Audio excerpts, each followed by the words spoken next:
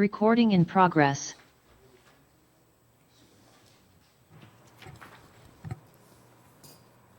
Good evening. It's Monday, January 8th, 2024. Happy New Year, everyone.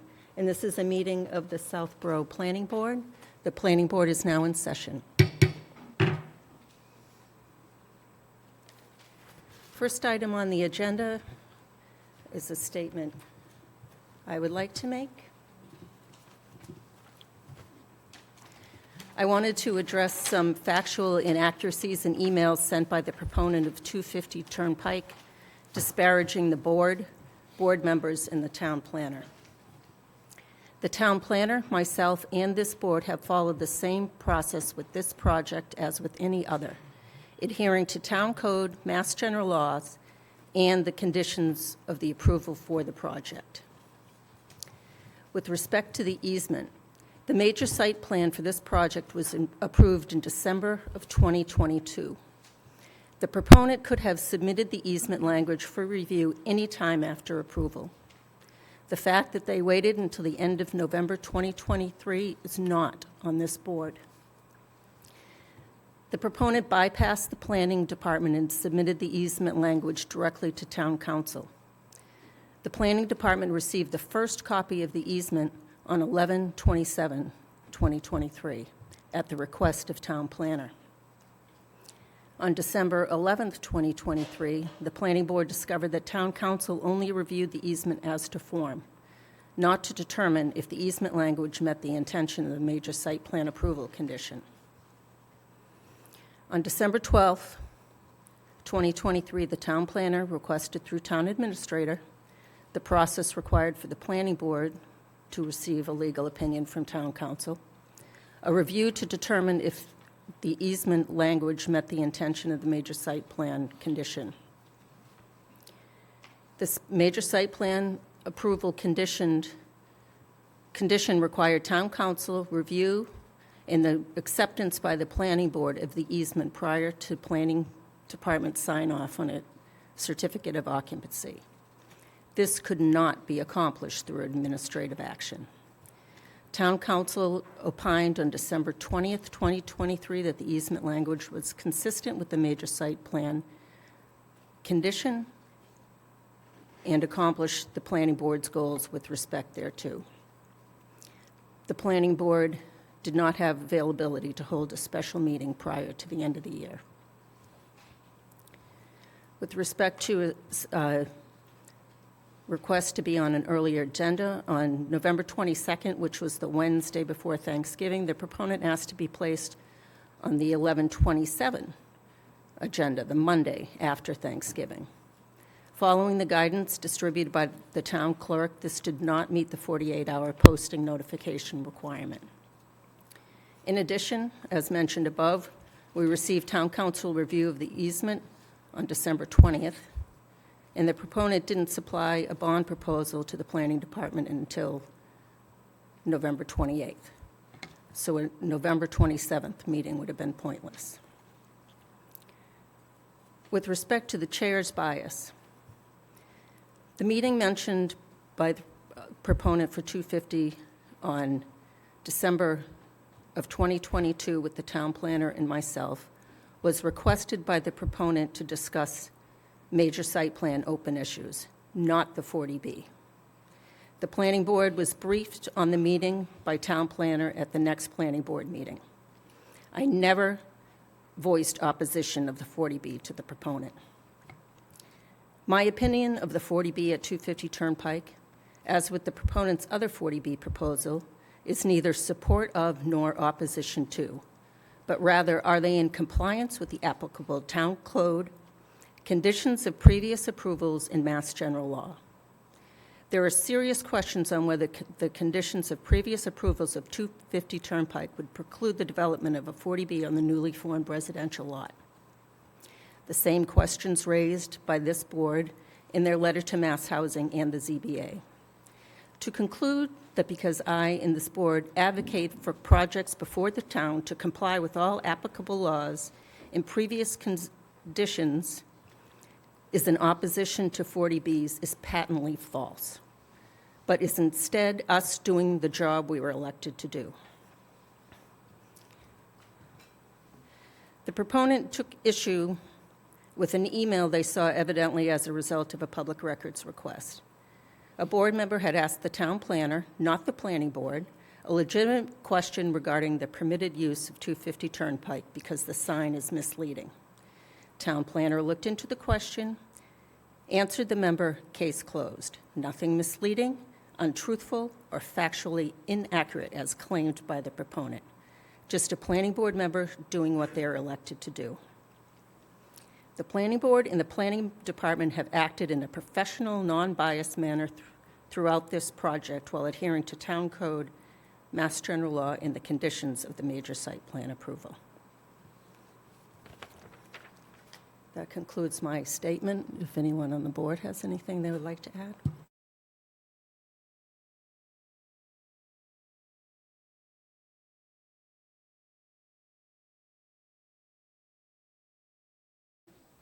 Well, I'd like to respond. I'm not taking public comment. I would figure that's the non-transparent way you handle these matters. You're consistent. Open meeting does not require public comment unless it is a hearing, and this is not a hearing. Consistent.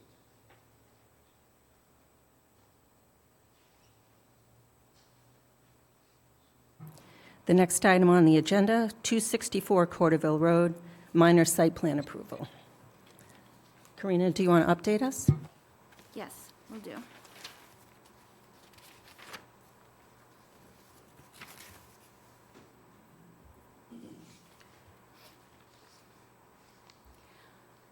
This is 264 Corderville Road, minor site plan application. It's not a public hearing. But it is before the planning board, as was changed per code a couple of years ago. On December 18th, Mr. Bemis, who represents the applicant P&H Management Corporation, owner of 264 Corderville Road, submitted a complete application to the planning department, which was filed with the town clerk on December 20th. The application information was distributed to the planning board and to the town departments as well, and forwarded to Fuss & O'Neill, the town's engineering reviewing consultant. We are still waiting to get feedback from Fuss & O'Neill. We had the holidays in between, and so that should be coming in next week.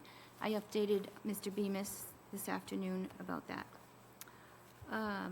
We also received a letter via email, some information from resident Nancy Falcone. And then, because we don't have Fuss & O'Neill review comments yet, Mr. Bemis provided an extension request for the minor site plan because minor site plan is for 30 days, and that deadline is January 19th, and our next meeting is January 29th. So that request would allow the project to move forward properly. That's pretty much of an introduction for that. We have a plan that was submitted on the screen. Also, the plans and the application can be found in a meeting packet, which is on the town's website where agendas are posted as well. So if anybody wants to look at the information, it's in that packet. Thank you, Karina. Good evening, Mr. Bemis. Good evening. Happy New Year. Good evening. Peter Bemis, Engineer and Design Consultant. So thank you. Here on behalf of P&H Management Corp. They are the owner. Something that's happened in between the application submittal and today's date is that the tenant that had been in the facility has vacated, unfortunately. Although I do believe the select board, had made an accommodation because there was a concern about having a license in the new year. I do appreciate the board taking the time to address that and making sure that it was in place. The tenant just felt reluctant to renew another annual lease, with the situation being that they didn't have everything in line. So they made a decision. Speak closer to the mic. Okay. I still don't think it's going, but the green light's on. Okay, better? All right, here we go. I'm going to be like a movie star here. So to go back a bit in history, our involvement began in 2015. The then tenant that was at the facility had been there for a number of years, Louis Aswad. Louis died in May of 2019, excuse me. And some of the improvements that we had suggested during the minor site plan review in 2015 were completed, some were not. But a Class 2 license had been granted to Louis, and he operated that way for that period of time up until the recent history, where a few different tenants came in after 2019. It wasn't until this past year, earlier in the year, and again, we weren't involved at that time, that it was determined that the current tenant, in seeking a renewal of the license, needed to go back and revisit the Zoning Board of Appeals decision. And that was handled in the summer. We got involved in that at the tail end of that process, and the Zoning Board did issue a positive determination for the property, and they conditioned it. And there were a number of conditions that this site plan does address. So that decision was August 15th, 23, and there were 2 items that had to be addressed, of which there was a subset A through G, and then item number 2. So I just want to make sure that I covered the 2015 history, that there was a Class 2 license, there was an operator. He operated the site consistently up to his demise in 2019. The site plan was not revisited with this board until this application. So the Zoning Board of Appeals process was completed, and then the redress with the select board was also completed, which is also conditioned on your review. So here we are. So the August 15th ZBA decision requires that the planning board address site plan review with special consideration given to the following items. Fencing / screening along Woodland Road. So this plan does do that. I'll just kind of go through each of these items and then go back to the plan. Removal of a concrete island along Corderville Road. That island has been removed. Parking spaces along the southern corner restricted to employees. The reason why we designated those spaces for employees is that they would be transient. That way the corner is open during a non-work period to provide greater sight distance along that section of roadway. Delivery vehicles are to follow a traffic management plan. That was part of the ZBA submittal, and you folks have that. It's basically just saying that if a truck enters the site from the north to south, it will continue going in the southerly direction, and if it enters the site coming from the south going north, it will continue in the northerly direction, so that there's not attempt to reverse direction. And there was that was contemplated along Corderville Road. The idea was that Woodland Road, if they were accessing there, would have to then be coming to turn onto Corderville Road, so therefore they'd be heading north. They continue in a northerly direction. They just don't go back to Woodland Road. Hours of operation, those hours are listed on the site plan, so as part of your approval, you'd be dictating the hours of the facility. No idling of vehicles along Woodland Road. Again, the traffic management plan stipulates that that will not occur. Clear demarcation of sale and transition or sold cars. The spaces are clearly defined on the site plan, and each cars that are for sale have a illustration on the windshield, and they are marked within the site. That's, again, something that would be a condition of approval. And then the second item was that, and we don't anticipate this, we're asking for the 12 cars that the zoning board approved, and we're not asking for anything in addition to that. So therefore, we don't expect you to tell us to have more cars than the current approval provides for, and we're not going to ask you for them. So I don't believe that that condition should be very difficult to address. You folks know where this property is located, but just in general, this is a connector road, next to a connector road. It has 2 front yards and a side yard. So there's a great deal of street frontage associated with the property. There's not a lot of green space associated with the property. It's basically a former gas station. I believe 40s vintage. I tried to get that exact date from the assessor, but the small cards that we used to have at the assessing office are no longer available, and some of the data didn't come forward. So knowing exactly the date this building was built is difficult to ascertain. But I think it dates back to at least that period, definitely pre-zoning. So there's a lot of asphalt here along the roadways that we front. There's an existing cherry tree in the northwest corner of the lot. We wish to retain that. We are proposing 5 new red maple trees along Woodland Road. We are also proposing to cut back on asphalt where we can along Woodland Road, if you again approve the parking spaces and the configuration that we've provided you with. We are proposing a picket fence along Woodland Road. And there are some low-lying perennials and annuals that are located along the island at the intersection of Corderville and Woodland Road, and we would retain those. But to put anything higher is going to conflict with site distance. Site lighting. There is currently one light fixture on the front of this building. There was an island. When that island was removed, those light fixtures were removed. So the proposal is to put 2 wall-mounted light fixtures. These are pretty much decorative like you would for a residential home on the side wall of the building. And then a spotlight on the north side of the building. That would be a motion activated, so it's not on all the time. If someone was to enter the parking lot in the evening time, it would come on. And it's really there for security purposes, because there are automobiles here that will be there overnight in that parking area. The planned tree planting ratio is, let's see, what do I have here? Will be 3.16, so that's well above your minimum. So we have 3.16 trees per space. On the lighting, we are about 50% of our max allowable. That's accounting for our zoning district being Res B. So the residential district does afford lighting. We are pre-existing non-conforming use, but we're only seeking permission for 50% of our full lighting ratio.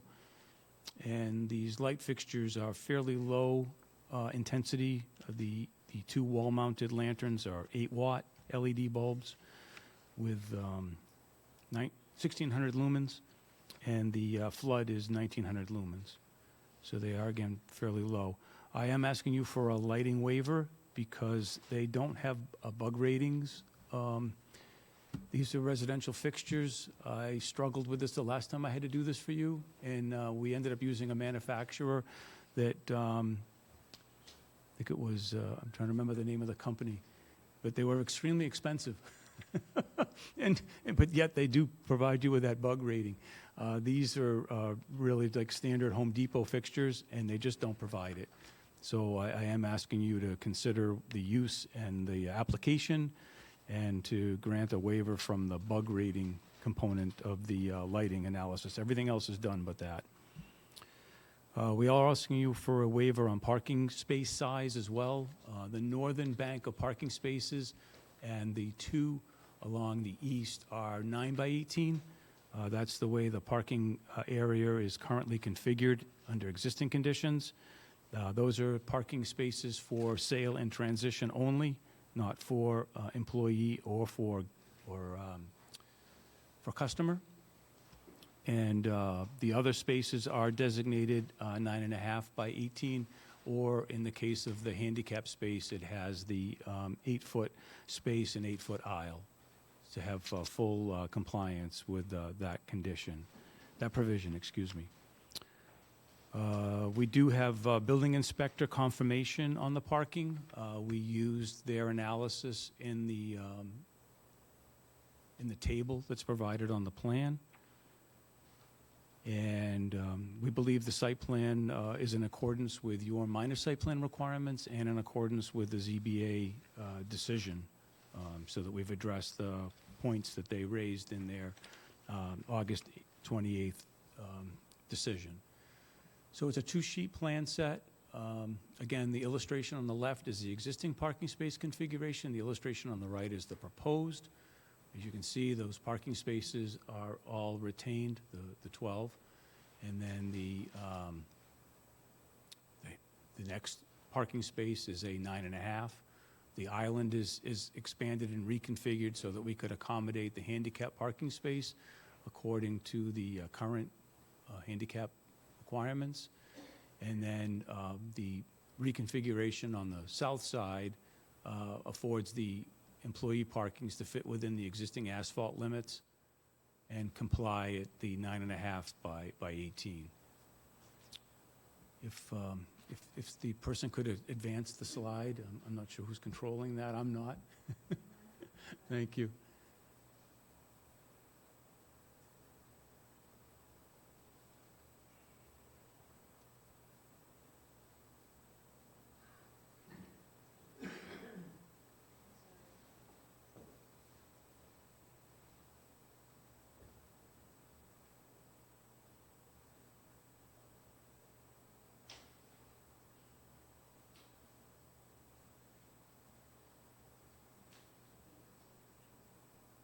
Yeah, if you just click on the second, oh, there you go, Karina, thank you. So on the, again, the illustration on the left is the existing lighting. So you can see that there's an existing wall mount fixture to the right end of the building. It is there, but it is not operable. No, that's all right, that's all right. You want to point? Oh, all right, Karina, do you want me to do it?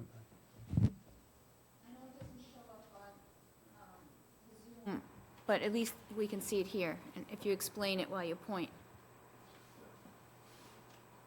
So right there is the existing lantern, and then in this island was the existing, where the light was, the light base and the fixtures, but that was removed when we removed the island.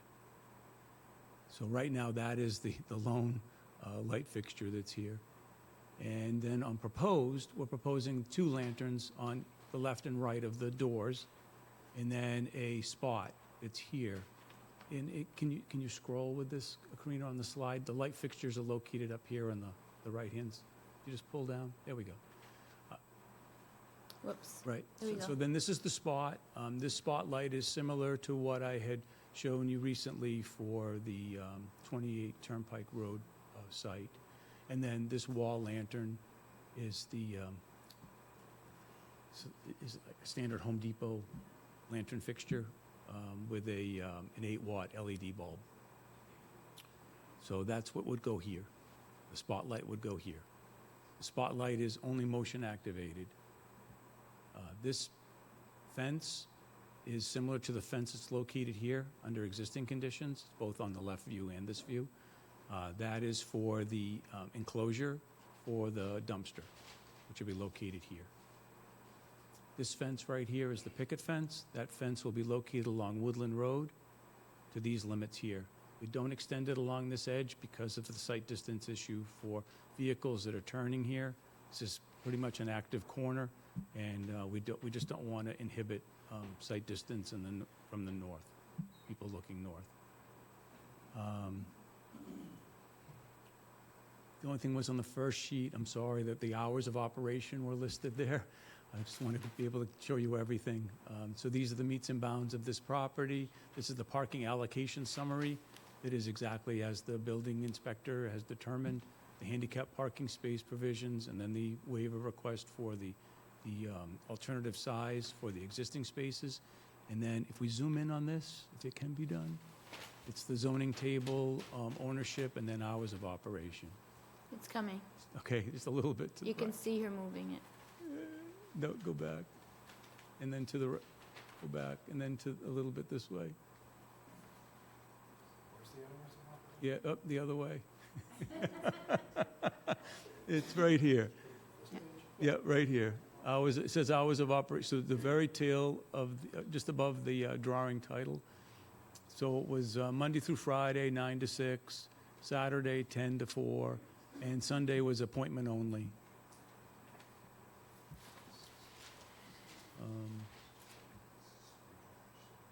So I'd be happy to answer any questions.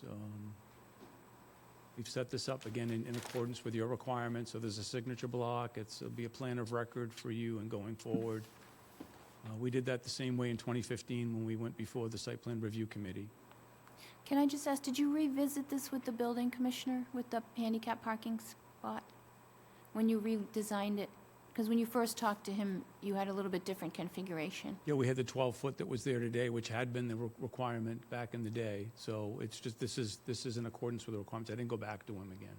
But this is the standard ADA compliant parking. It's just a little different configuration than when you first met with him. So I Correct. just wanted to make sure. Okay. I mean, I had to continue anyway, so I'll ask him to give us something in writing before the next meeting.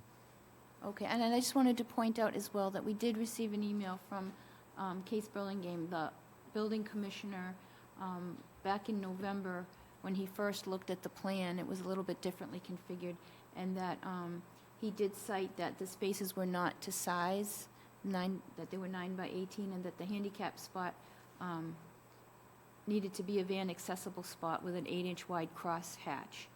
And Van accessible is 8 and 8, so Yeah. it's in compliance. But I can ask Casey to do that. And that's why you're asking for a waiver as well, because the Correct. spaces were not. Yep, so the two waivers are just the bug rating for lighting specifically, no other waiver in lighting, because we're 50% of less than 50% of your allowable. And then on the parking spaces, it's just for the parking spaces for vehicles for sale that we're asking you for the waiver, not for our customer or employee spaces. And one other thing to point out is that Mark Purple had indicated to me that a temporary Class 2 license for car sales was approved but never issued, because it's issued to a business, and the business had vacated. So I just wanted that to be clear. That's fine. Again, I appreciated the accommodation. It's just, we all didn't expect this to happen, but it happened. Okay. Okay.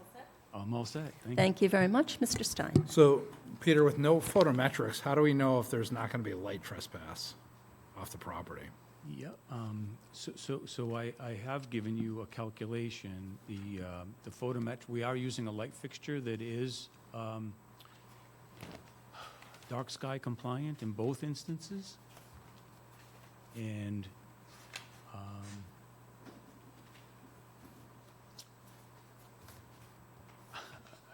I also know I used a similar fixture, and we had the same conversation when we did 28 Turnpike. And your lighting expert, I don't see as in attendance, or is she in attendance in the ether? Not in No, attendance. she's Well, Not here today. But this is a entirely Yes, sir, different part of town. I don't disagree. mean, I it's do not disagree. I'm not trying to compare the two. I'm just saying to you that they just don't have this sort of data. So if you're reluctant to approve it based upon that information, I understand that, and I will have to substitute the fixture. It's a little challenging, given I the location understand. of the site. And did you have a chance to review one of the abutters' concerns about, they had several items? I didn't receive anything from them, and nor did you Okay. provide it to me. I did not So I was forward not aware the of two it. letters. Okay. I will Well- take care of it before the next meeting. One thing that jumps out at me that a resident pointed out was, like, you have in your plan hours of operation Sunday by appointment only. I mean, that could be any time. So that's not going to work. Okay. For me. I- So I am in agreement with the resident Okay. request that there be no operation of the business on Sunday. And again, if this was Route 9, it would be personally a different, view. But it's a residential area. Okay. Point well taken. The resident had some, I'm sure the resident's going to speak, so I won't go into every detail that they did, but the other thing that they pointed out was signage. And I see on the plan you have sign base. Right. Apparently, a truck took out the sign, and they do intend to put it back up, but there's been some insurance adjustment issues Okay. Do you have any pertaining to it. detail on the sign? It's the sign that's been there forever, and I do have a picture of it, and I can give you, I know it's located next to the building. I mean, we usually do review signs. It's an existing sign, and I'm not changing anything. Well, But I'm just actually- identifying the base, because that's all that's there today. so a couple things on that. Sure, go ahead. I mean, there is no sign there at the moment. Okay. Point A, but point B, it's part of, when you go in and bring a site plan to us, it opens up the site for Okay. review. So, The pre-existing I can ask non-conforming about it. nature of the site, I don't disagree. And I will just say to you that I'm not changing anything to do with that. And right now, it is not standing because a truck hit it. And I know there was a police report and there's a insurance adjustment claim that's underway. That's all I know about it. so I don't know how I would vote on this plan, given my concerns about the hours of operation and, well, sign base, that's what's on the plan, is just the base of the sign? You're not intending, I'm still lost on I'm not how it's trying to being change presented. anything, and let's, again, I came tonight to introduce the project. I didn't want to just wait till we got the peer review comments. I wanted to hear your concerns. That's fair, okay. I'll be prepared to discuss this further at the next meeting. Okay, thanks, Peter. Sure, thank you. Mr. Mira. Hi, Peter, thank you. I share the same concerns. I think that there's some components that have to be addressed. It sounds like you're going to address them, so that's perfectly fine. I also was concerned by the number of comments by the abutter, and I would like to know further how they're being addressed. I didn't realize that you didn't get that email, so I suppose we'll provide that to you, and then we'll talk about it at the next meeting. Thanks. Yeah, my apologies. I didn't know I was supposed to forward those comments. It was more of a letter style. I have no so- problem. I want I'll the get butters those to be to you. happy. They live there. I don't. Ms. Brascio. Thank you. Thank you, Peter, for coming in today. I shared a lot of the same concerns that Jesse had. One other thing I wanted to point out, Peter, was as someone that comes down Woodland Road every day, it's somewhat my neighborhood in a roundabout way. I can tell you, I do have concern with the 4 parking spots on the south side. Depending on how they're parked, I mean, there are times, whether there's a vehicle even parked out front, that you can't see trying to pull out of Woodland Road. And we all know how busy Corderville is. So I just want to voice that concern that, if you put a sign and you've got the base and everything there again, it creates a visual safety issue, I guess, as you're trying to pull out. So that's one thing I wanted to bring to your attention too. I think it would be great if you could get something from the building inspector as well. I was kind of going by his last letter. It seems, again, it's not my specialty, the ADA, but I think you've met the requirement of what he was looking to do, but it'd be good to have on record. Again, I share the same concerns, I thank Ms. Falcone for supplying us with her letters, and I share some of the same concerns as well. I know, it's tough to have a business in a neighborhood, and the hours of operation are very important. I know they've had a lot of problems in the past with, cars being dropped off at 2, 3 o'clock in the morning, and then, lights and flags, and so I get it. So it actually might be beneficial, Peter, when you get the comments, to reach out and have a conversation with some of the abutters, to maybe head some of these things off and find some resolution before our next meeting as well. But thank you very much. Thank you.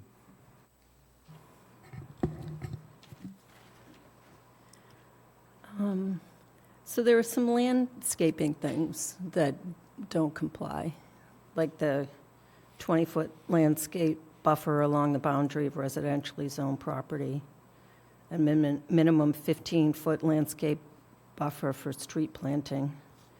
9 street trees are required for that frontage. What are you basing that on, the nine, because I'm looking at your requirement for by parking space. By the frontage of the street, by the length. Oh, you're One using tree the per formula for 40 feet. Okay. But I have a street that I have no ability to plant any trees along. I mean, the Corderville Road is the whole front. So that's the pre-existing non-conforming nature of this site. Right. We wouldn't be putting a gas station there today, or if we were, we'd be putting a lot of waivers in place. It's already there, and I'm just trying to repurpose this site Right.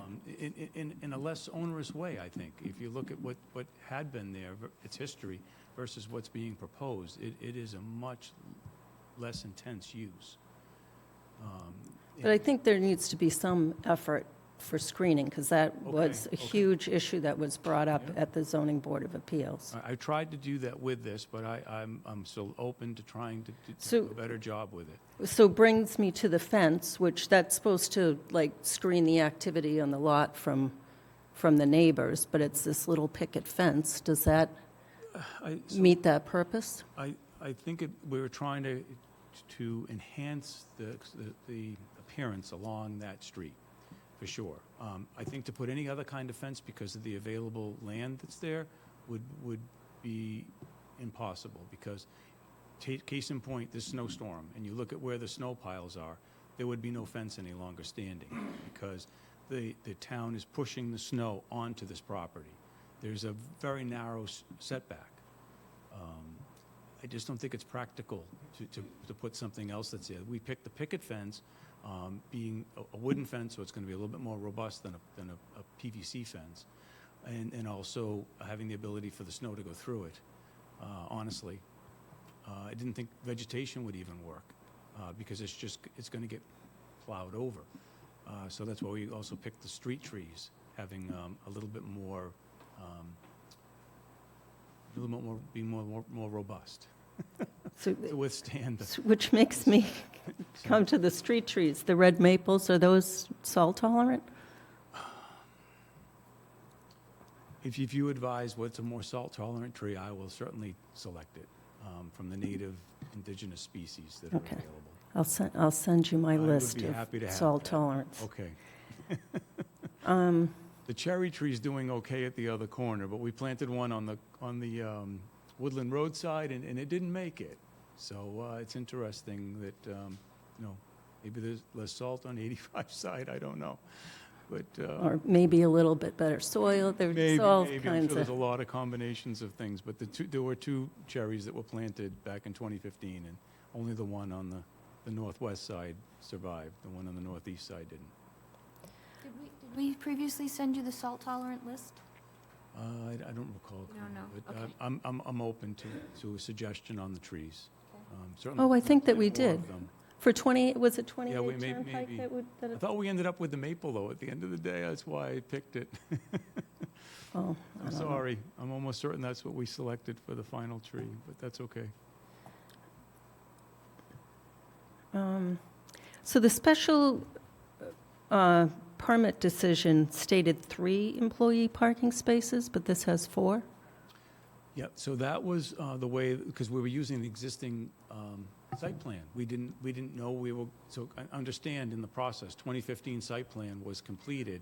We expected that to still be our site plan. The zoning board then opted in their decision-making authority to put it back to the planning board. So we were opening up the site plan again.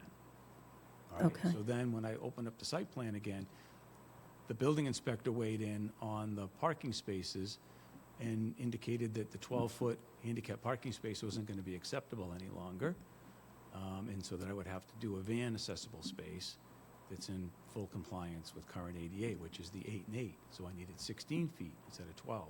So I had to take 4 feet away from that parking area, which then compromised those parking spaces. So we had enough asphalt on the south side, but we didn't. The site plan was never shown that way So I just took those parking spaces and reallocated it so that we would balance our parking spaces. But if there are site distance issues on that corner, wouldn't it be better with three It spaces there than four? It doesn't affect it, though. I do understand the comment that was made, but if you look at the position of the space, it's not changing because of the fact that we added one more. I'm just using the available asphalt that's there. Maybe you could get a tree in that space instead. Okay, I will look into that. I will look into that. I mean, I would like to see the site more compliant as well, so we'll try to make this work. We just needed to have a certain number of parking spaces here. So those spots, are those aimed down? They look like they're pointing up The spot, from, yes, they're aiming down. okay. In their 3,000 Kelvin, which is the maximum allowed in our bylaw. So I would think you'd want to do something less in a residential area.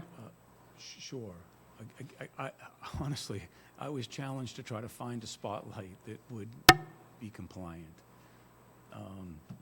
I think there's probably a lot of non-compliant light fixtures out there because I can't That's find why they hired such a talented consultant, because it was a difficult property. Yeah, well, I'll go look again, but I'm not so sure they're out there.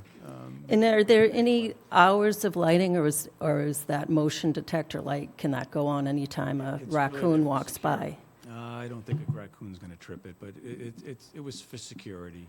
I mean, obviously, the police, if they were to come on site and they needed to respond to something, that you'd want to have a light coming on. So that was really what we were looking at.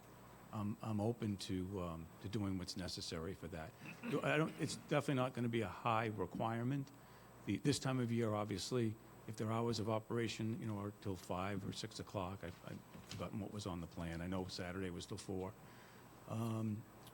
There would be times when they might go out to the parking lot, so therefore the light would come on. But it's only on demand. It's not on all the time. Okay. We don't have a lot of lighting here. So the car delivery hours are the same as the hours of operation? The traffic management plan, I thought, cut that off because we didn't want to have deliveries coming in close to closing time. So I'm pretty sure it was contemplated, and if it's not, I will articulate that in. Okay. Because I certainly don't think it's appropriate for someone to be coming in close to a closing time. And is the Woodland entrance, is that gated?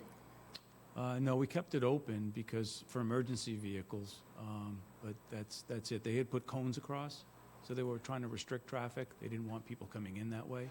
Okay, But if an emergency vehicle had to go through there, they could. okay.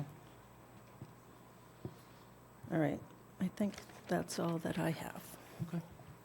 Peter, I think we did give you the salt tolerant list, and that Right. maple says sensitive. So you might want to just revisit that.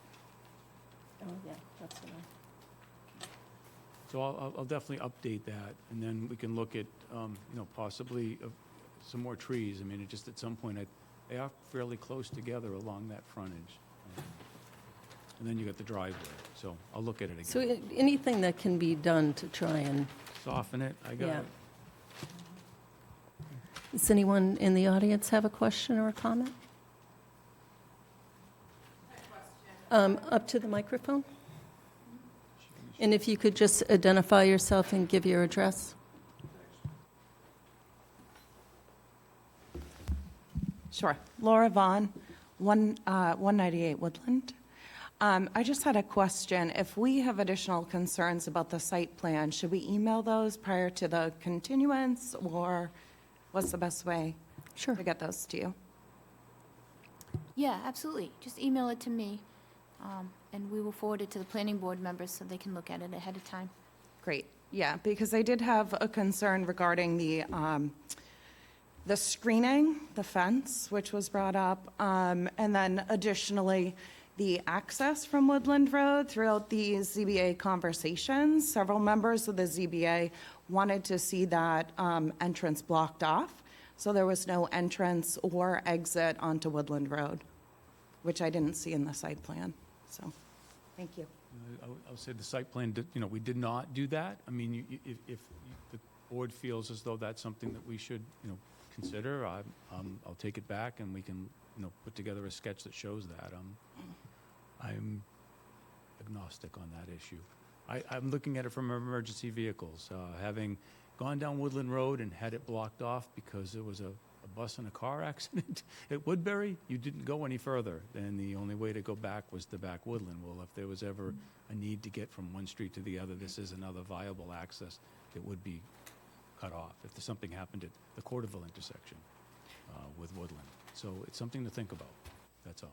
So I guess I would just say that the property owner was also concerned about having that entrance open because people do use that as a cut-through to avoid the corner of Woodland, which caused the tenant to put many orange cones across that entrance to block it off, which for us sitting in our living room looking outside to see 15 orange cones blocking an entrance is pretty unsightly. The other concern was the delivery pattern, because despite the ZBA's guidance, the prior tenant continued to have deliveries come in an incorrect manner. So we would have commercial car haulers pulling into the property off of Corderville, facing Woodland Road. The lights of those vehicles would be coming into our windows in our living room, and then the car hauler would pull directly out onto Woodland Road.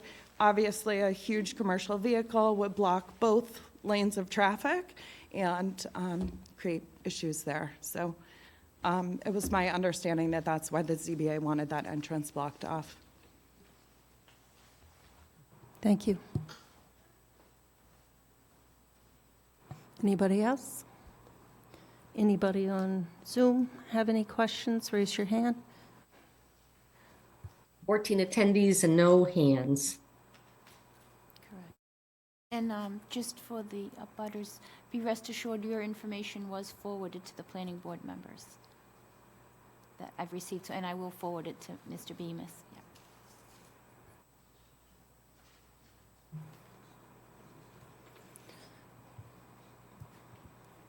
Okay, well, so we continued to your next meeting, so I would ask you to continue, and I'll put together something in advance of that meeting, and I'll wait for comments from Fuss and O'Neill as well. I mean, if something makes sense, I'll try to get it to you sooner than later.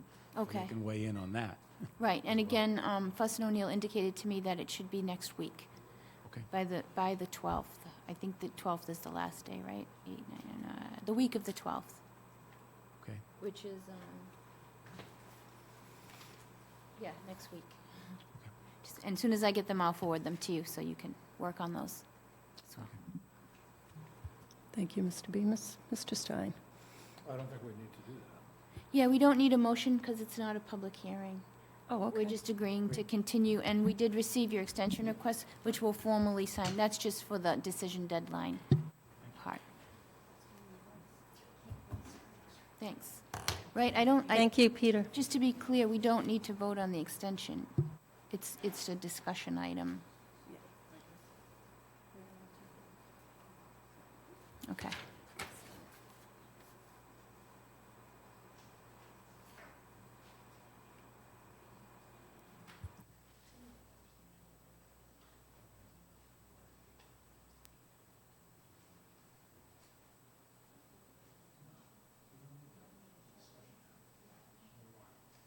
Move on. All right, thanks. Sorry. Where'd my agenda go?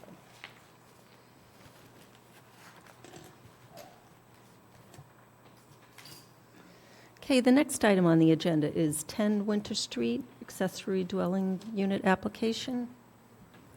Karina, you want to update us on this?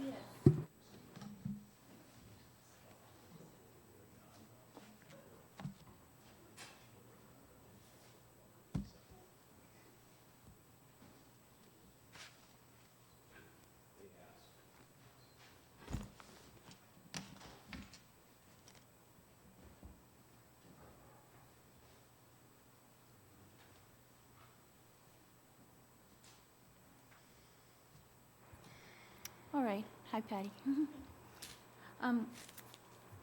On January 2nd, we received an application, a planning board application for accessory apartment And what that means is that the applicant has submitted to the ZBA a special permit application as required for accessory apartments. Please note that the applicant, Patty Fiore, who's owner of the property at 10 Winter Street, is also seeking a variance for an increase of the square footage of the accessory dwelling unit from the 25% threshold, and that's ZBA jurisdiction. However, as far as the accessory apartment goes, a report from the planning board is required back to the ZBA with concerns, recommendations, et cetera, which they would take under consideration. And if they don't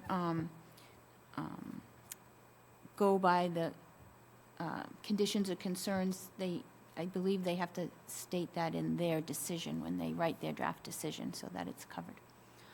So the application was also filed with the town clerk on January 2nd.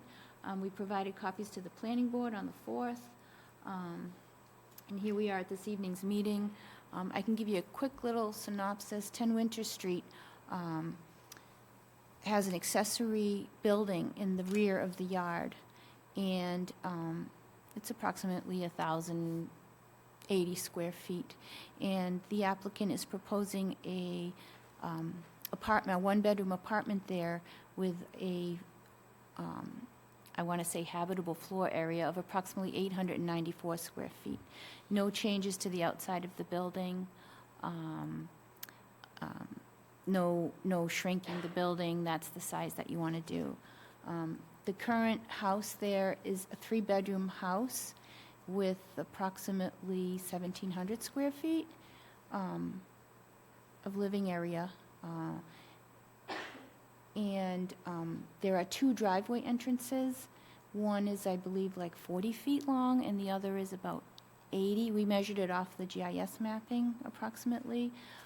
So in looking at that, if a parking space is 19 feet long, it could accommodate the 5 parking spaces that would be required for a 3-bedroom home and a 1-bedroom apartment, which requires 5.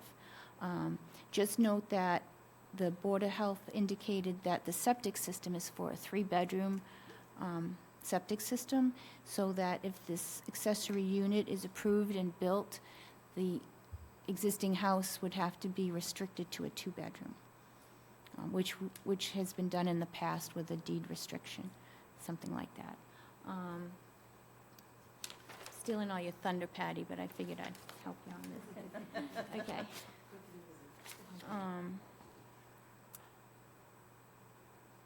The ingress and egress are provided by the existing driveways, as you can see here. I just left the screen, there it is. There are actually 2 driveways, and the existing house is right here, and the proposed accessory dwelling unit would be here in the back. This Board of Health did approve a connection for the septic system from the accessory building into the septic tank that's already been previously approved. The apartment, as laid out with the floor plan that Patty provided, does show an entrance and an exit. Anything beyond that, any items like that will also be picked up in the building permit application at the time when it goes through to make sure everything meets building code.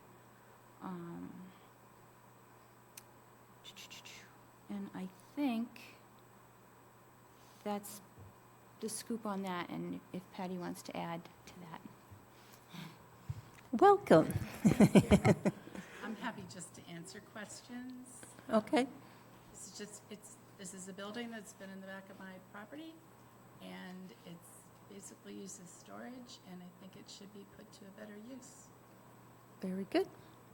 Mr. Stein? I'm generally in favor of ADUs. So, do you mind sharing your long-term plans for the site? Or are you going to rent it out? Or are you going to? No, I think my intention would be to rent it, yes. I mean, it's going to be a 1-bedroom, so I'm looking for adult professional. Can you speak into the microphone? Oh, I'm sorry. That's okay. It's just hard for the audience to hear. That's what they buzz me on here. Adult professional, I mean, potentially a couple as a maximum. And you're okay with the restricting the main house to 2 bedrooms for the It's not my Board of Health? preference, frankly, but the problem with it, because my original intention was with the Board of Health to be able to expand my septic system, the leach fields or whatever, to create another bedroom, but I'm too close to the reservoir. So because I'm within a certain number of feet, this is according to the Board of Health, I can't ever expand it. Frankly, you know what, the house, as long as I own it, is never gonna have more than 2 people in it. My guest room is probably the size of most people's walk-in closets. So is it really gonna bother me? No. Right now, I use it as a stained glass studio. Okay, that's it for me. Thank you. Mr. Murray? Hi, welcome, Patty. Thank you. I'm just curious what the building might have been used for originally? Well, I don't know. I know from when I bought the house, but I don't know the full background of it. And unfortunately, we haven't been able to find building permits for when it was done. But at some point after my house was built, which was 1924, there was a 2-car garage. Now, if you go back to that other plan, you can see that there's a small garage also. So there was a 2-car garage added, and then somewhere in, I think it was the late 70s or early 80s, there was an extension added to the back of that garage, and it was turned into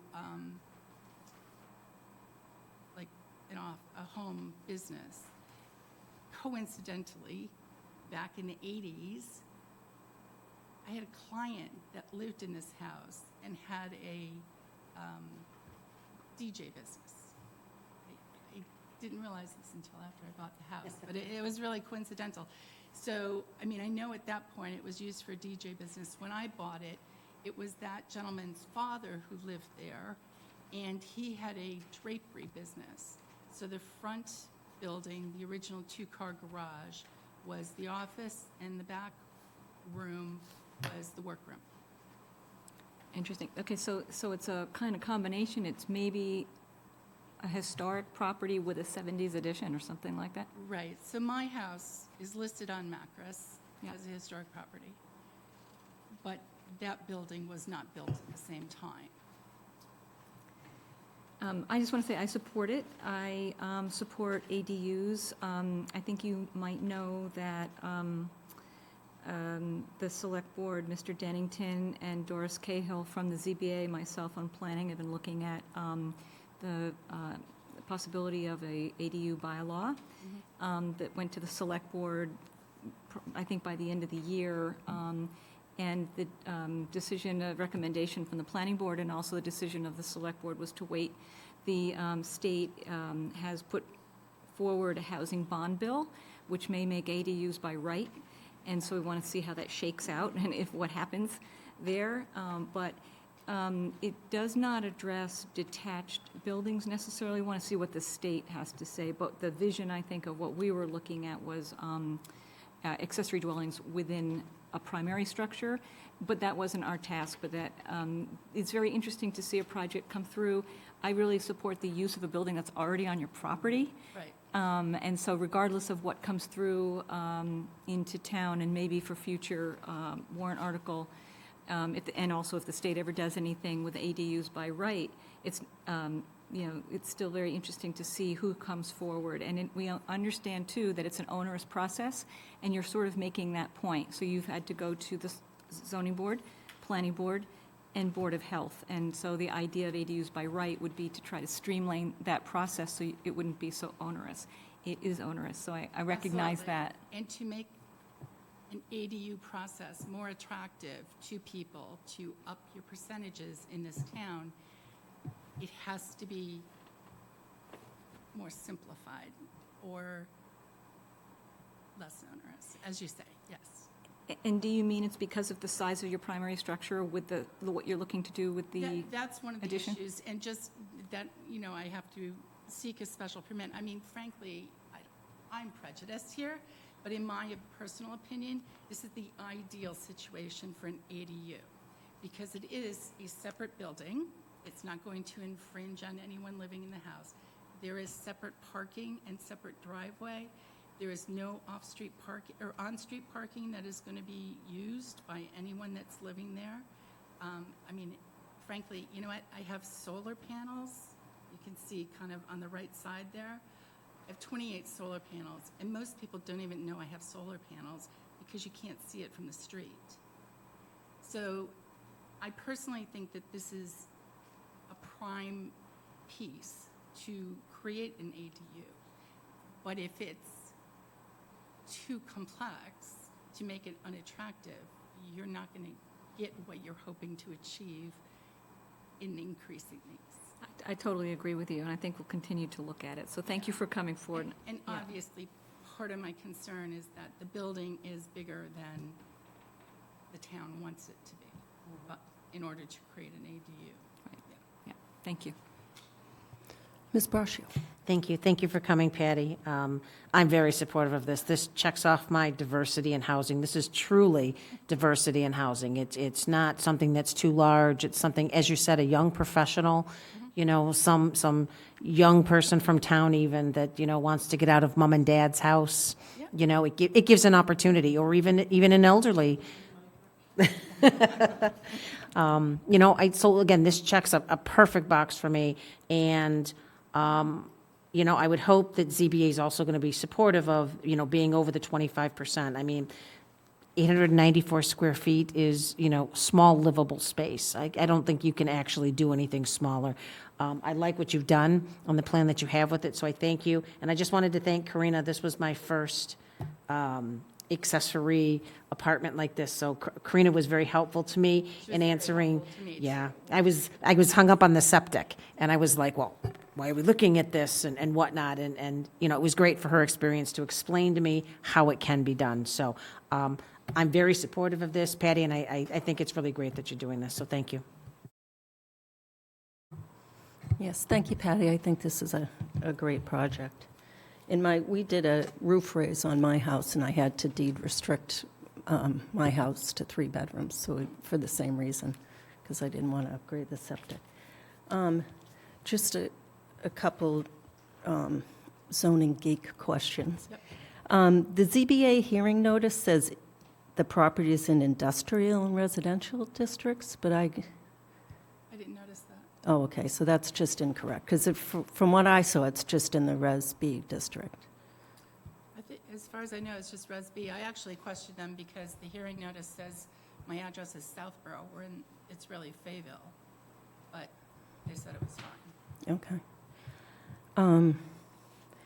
And then, just to be clear, because this is a non-conforming lot, you're not increasing the footprint on either buildings or the height of either buildings? No. So then, Nothing structural Okay. on the exterior. so then you would be able to expand a non-conforming use under the exemption if you don't, okay. That's all I have.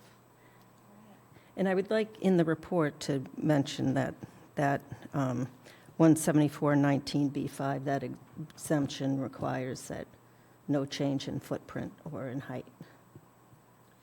I mean, frankly, to make it smaller, to fit the percentage requirement, would be cost prohibitive. Oh, I don't care about that. I think that makes sense. I have no intention of changing anything on the exterior. There's already an entrance and an exit. Yeah, I think it makes perfect sense. It's a nice project. All right, so we prepared a draft report to the ZBA, which outlines the different aspects of this, and depending on the board's vote, to recommend granting the special permit contingent upon approval by the ZBA for a variance to exceed the 25% habitable floor area threshold, else meet the requirement of the code, and a favorable determination from the Board of Health that the existing septic system is adequate for the existing and proposed number of bedrooms. And then lastly, per Mimi's comment here, with reference to zoning code 174-19B5, no change in footprint or height. So moved.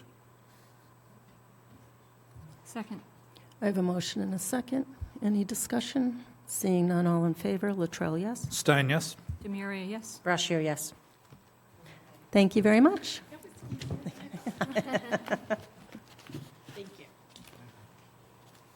Thank you, Patty. Thanks for working with me. Oh, thank you for Appreciate that. The next item on the agenda, status of activities of the Affordable Housing Trust Fund Committee at Old Water Tower site on Atwood Street and a new possible on Southville Road. And we have Select Board Member Mr. Hamilton here. Good evening. Mimi, can I just add one thing before Al starts? I just want to caution you that if anything you discuss tonight is something that's covered by executive session, I think you want to be very careful, because and again, Mimi, you can correct me, you're the open meeting law guru here. If you discuss it in an open session, you would lose the exemption from executive. So I just want to caution you. Is that a fair statement, Mimi? Okay, I just want to caution you, if there is something that's going to be covered by executive, by the trust fund, you may want to just skirt right past that. I don't want to see you run into any issues, that's all. There are a lot of people trying to keep me out of jail.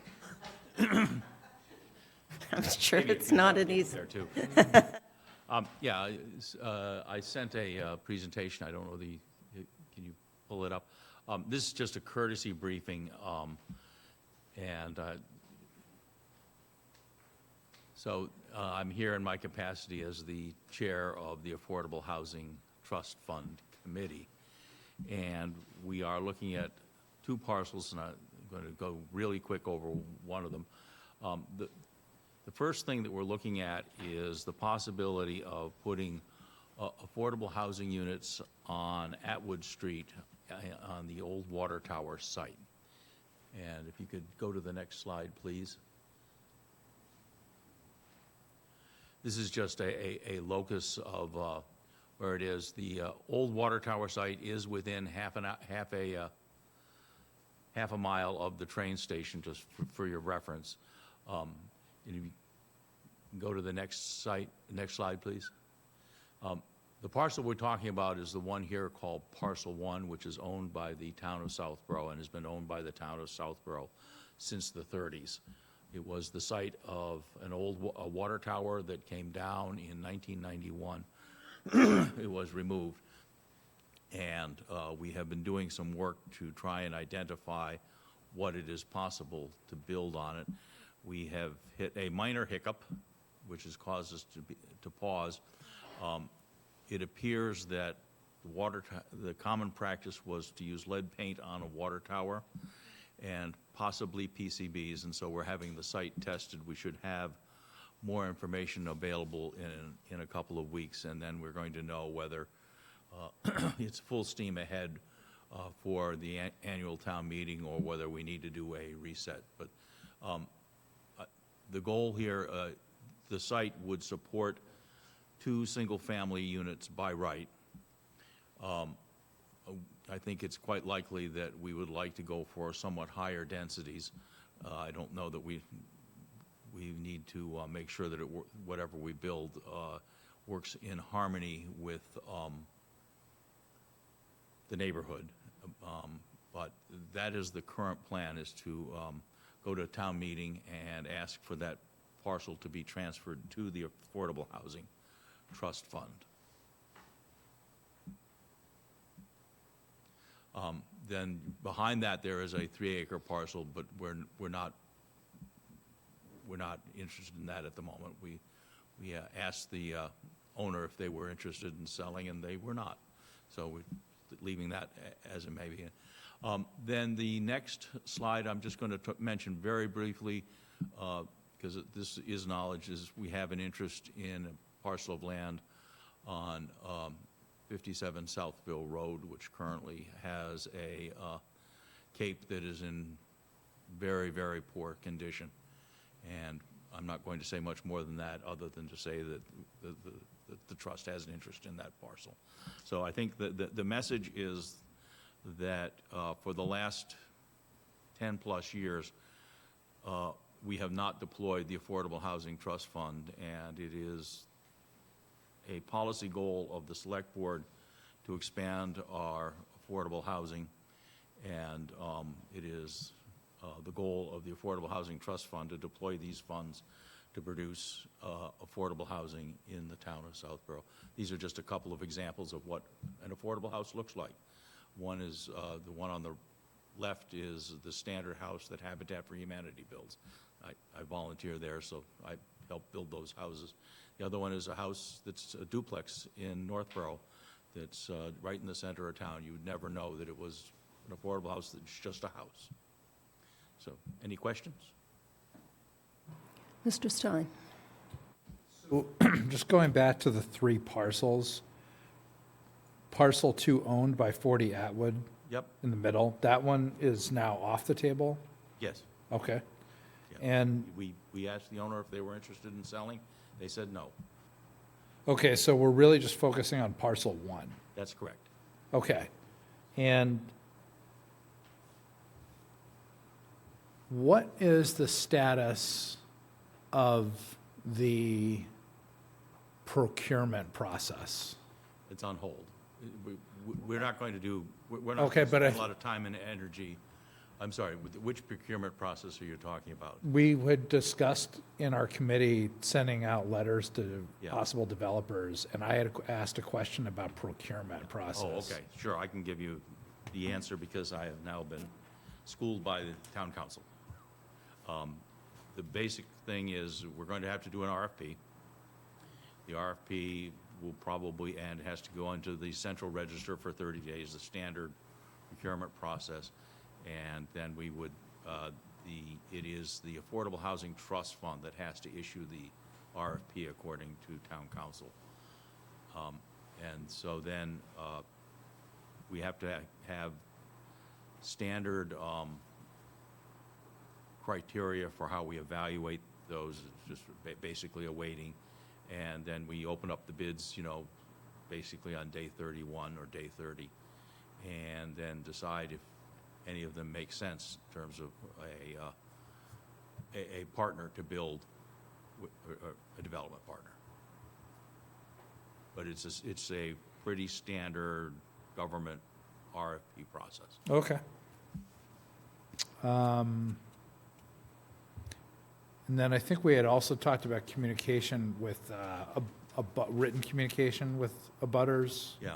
I don't know what happened with that. I think, We put it on hold until. Yeah, it wasn't- you didn't make an let's- agenda, Let's right? find out whether we got Okay. a lead and PCB problem, and, which may change everything. So, rather than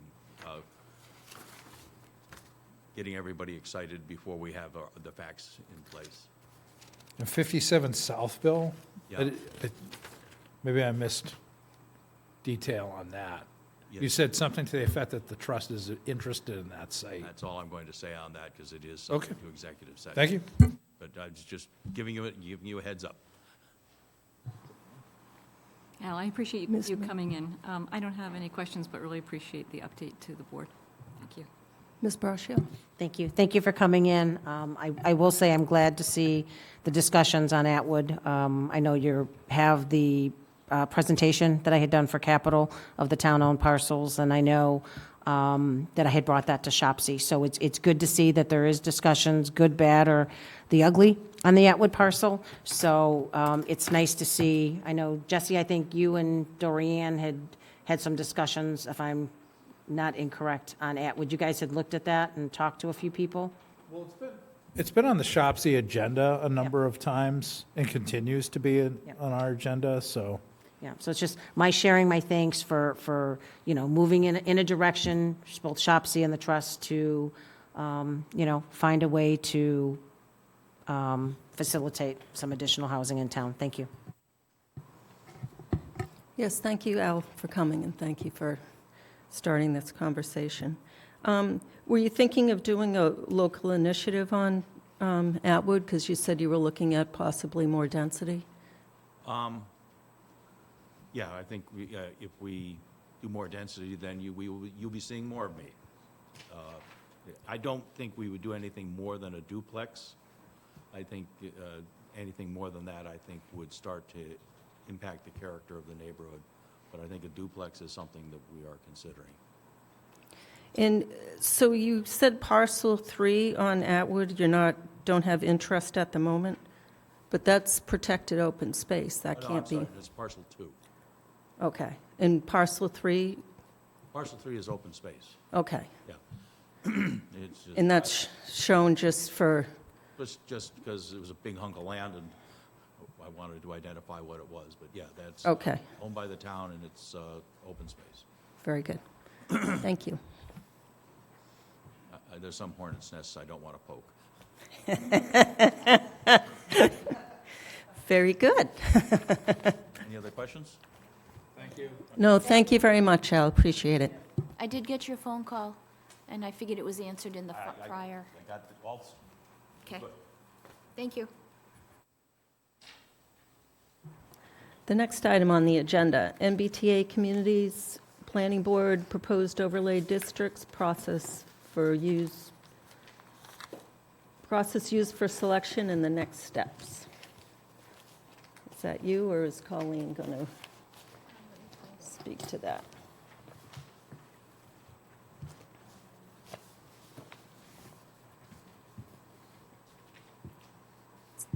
Yeah, I'm having a little bit trouble with sound, so if Karina can help me out a little bit, but I'll pull up the maps. Sure.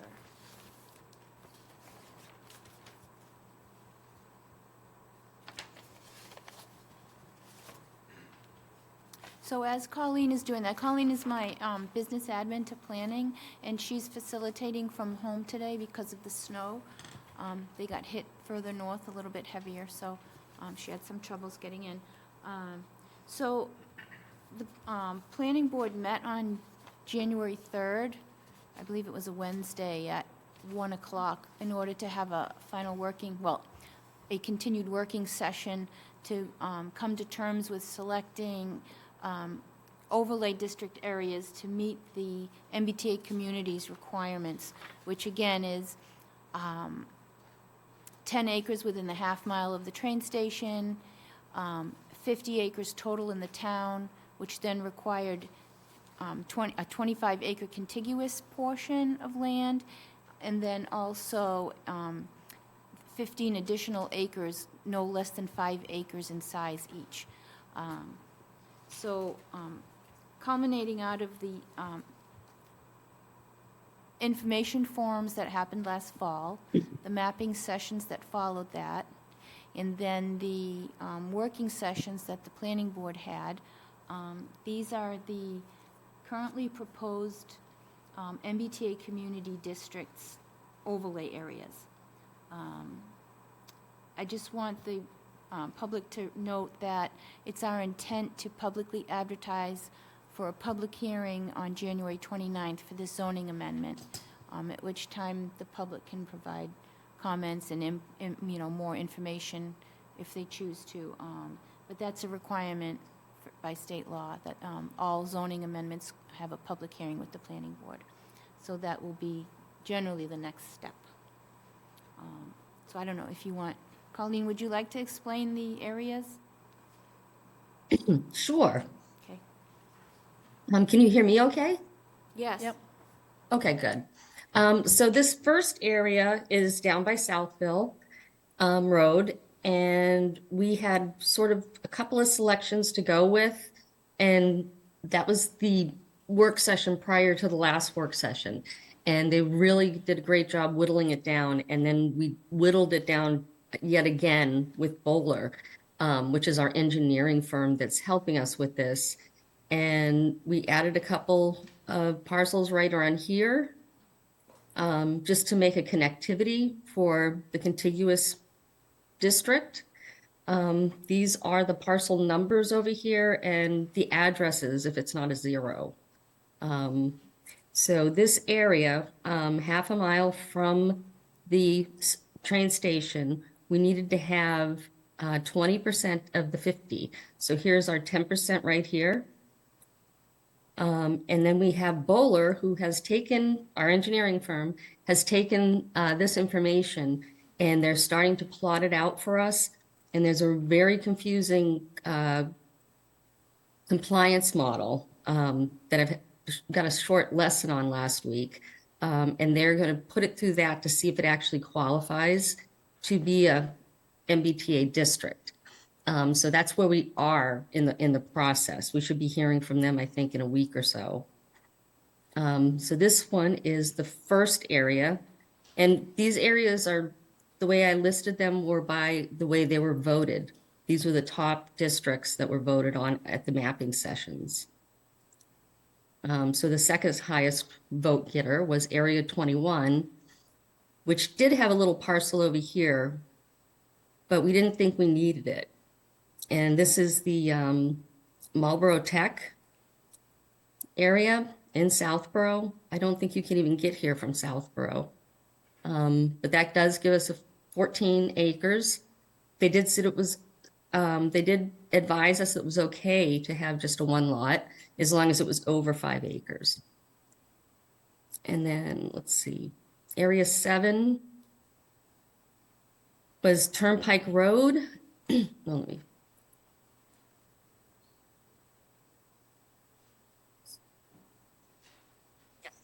Road, and this is Madison Place, which is a multifamily 40B that was built. I don't know the year, but it wasn't too long ago.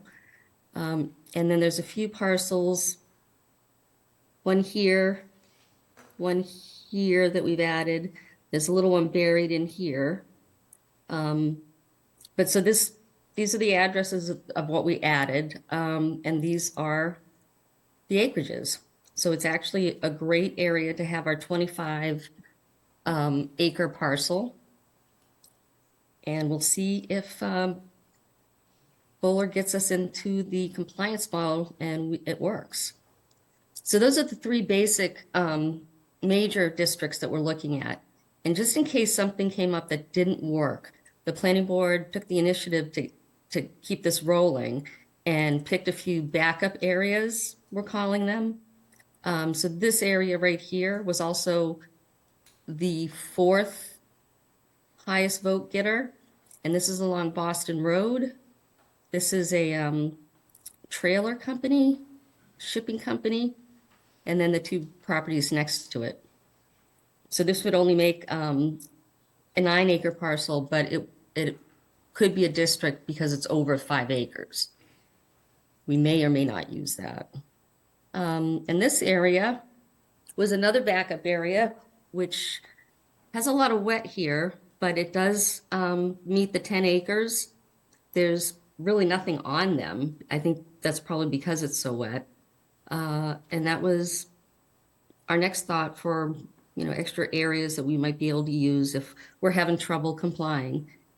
And I think that's it. And we did send this off to Bowler, so they're working on it, and we're hoping our next presentation will be a little bit more definitive. Thank you.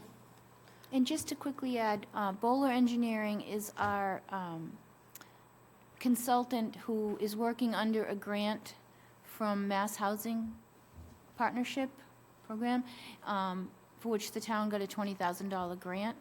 And what they do now is they take this information, the lots, and they review the underlying zoning and the proposed areas, and they put it into a state-created compliance model.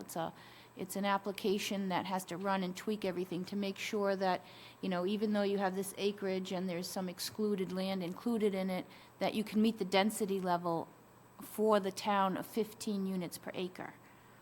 So one area might not meet that, but another area may be able to have more, but in general, the average is that the 50 acres will average out to 15 units per acre. And that'll be tested in this model. So it takes a couple of weeks to run that, and the consultant's working on that step right now. In addition, they'll be providing a draft bylaw for which the planning board can review and tweak during the public hearing phase. Thank you. Mr. Stein. So I really feel like the planning department has done a great job getting us to the point we need to be at, to be in compliance with the state initiative and to be prepared for the public hearings. we have to come up with a certain criteria to put forward something for the public hearings. I feel like the resident input has been big. A lot of people have come to our mapping sessions and had input. A lot of people have attended even our working groups. I think we had over 10 attendees at the last working group session. All of this has been done in open meeting, following the open meeting laws, with full transparency, and I look forward to the public hearings and seeing what comes of it. And you know, I feel like we're doing our function as a board to keep this process moving along. Whether an individual resident is in favor of or against the MBTA communities, it's something that has to be dealt with, and the board is, and the department is doing a great job, in my opinion, of fulfilling that function. Thank you. Mr. Maria?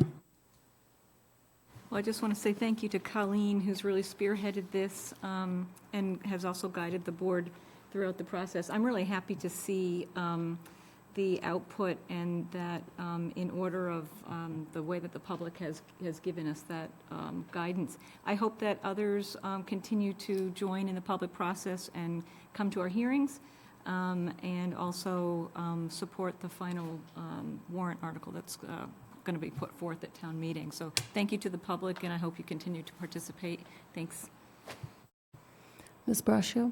Thank you. I second everything that's been said, as well, thanking Marnie for being so instrumental, working with Colleen to get us where we're at on such a short time frame, in trying to get something done for town meeting. Mimi, when will the public hearings on this start, just so the public and those that are watching can start to prepare? So it's our intent to send the legal ads to the newspaper this Wednesday, so that they'll post 2 Mondays before January 29th. So they open on January 29th. Okay, our Next next meeting. meeting.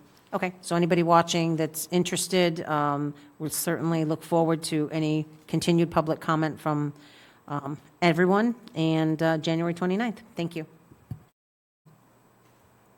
Thank you.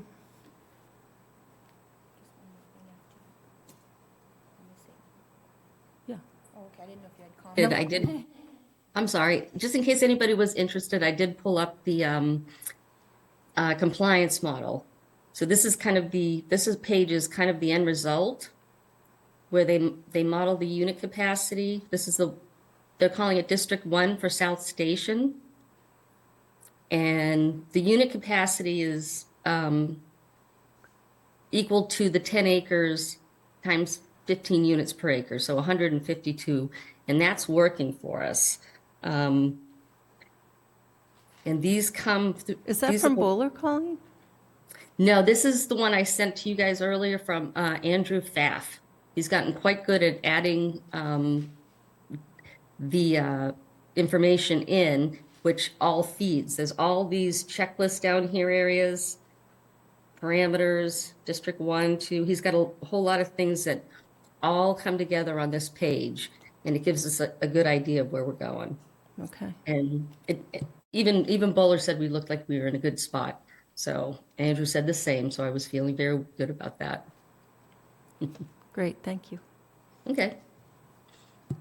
Yeah, and just to be clear, Andrew Pfaff is a resident in town, and he took it upon himself to learn this compliance model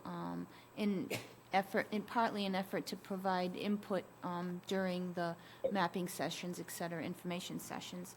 So it was good. He came by and he showed Colleen the model and what it looked like, so that was very helpful. We appreciated that. I just also want to point out that we received a couple of comment letters and emails from Paul Cotter. He is at 6 Hillsdale. Hilltop? Yeah.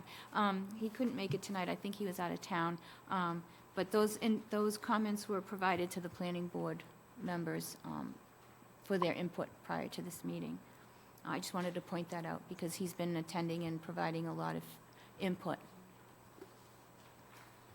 Thank you. Mimi, we have one hand raised in the Zoom room. Okay, let me see, is anyone in this room have any questions or comments on MBTA? Okay, Colleen, we'll go to the Zoom room. This is Eric Leisure. Hello, can you hear me? Yes, can you Yeah. identify yourself and your address, please? Yep, Eric Laser, 9 Skylar Drive. So a general question for the planning board, as the MBTA process proceeds, and if we're to a point where we actually start breaking ground on developments, what is the board's view at this point, if you have one, around the affordability component of any developments? Is it expected that any development would require or be needed to have a 10 or 20, or whatever the percentage may be? Does the board have a view at this point, or is that something that'll get figured out later on as this comes to more of a fruition? Thank you. I think the board is generally, I can be corrected if I'm wrong, generally in favor of requiring the maximum 10% affordability that the state will allow. Thank you.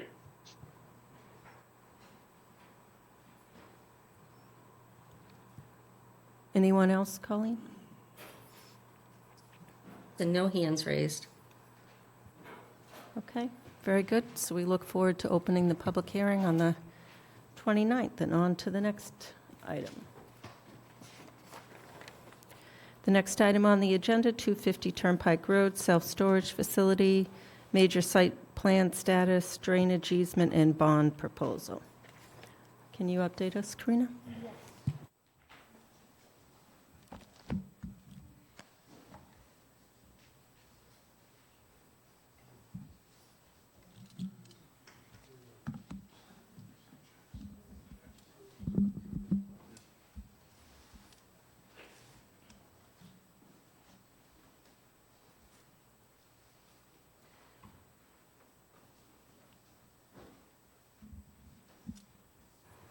Can't keep it all in my head. They're funny. Is that-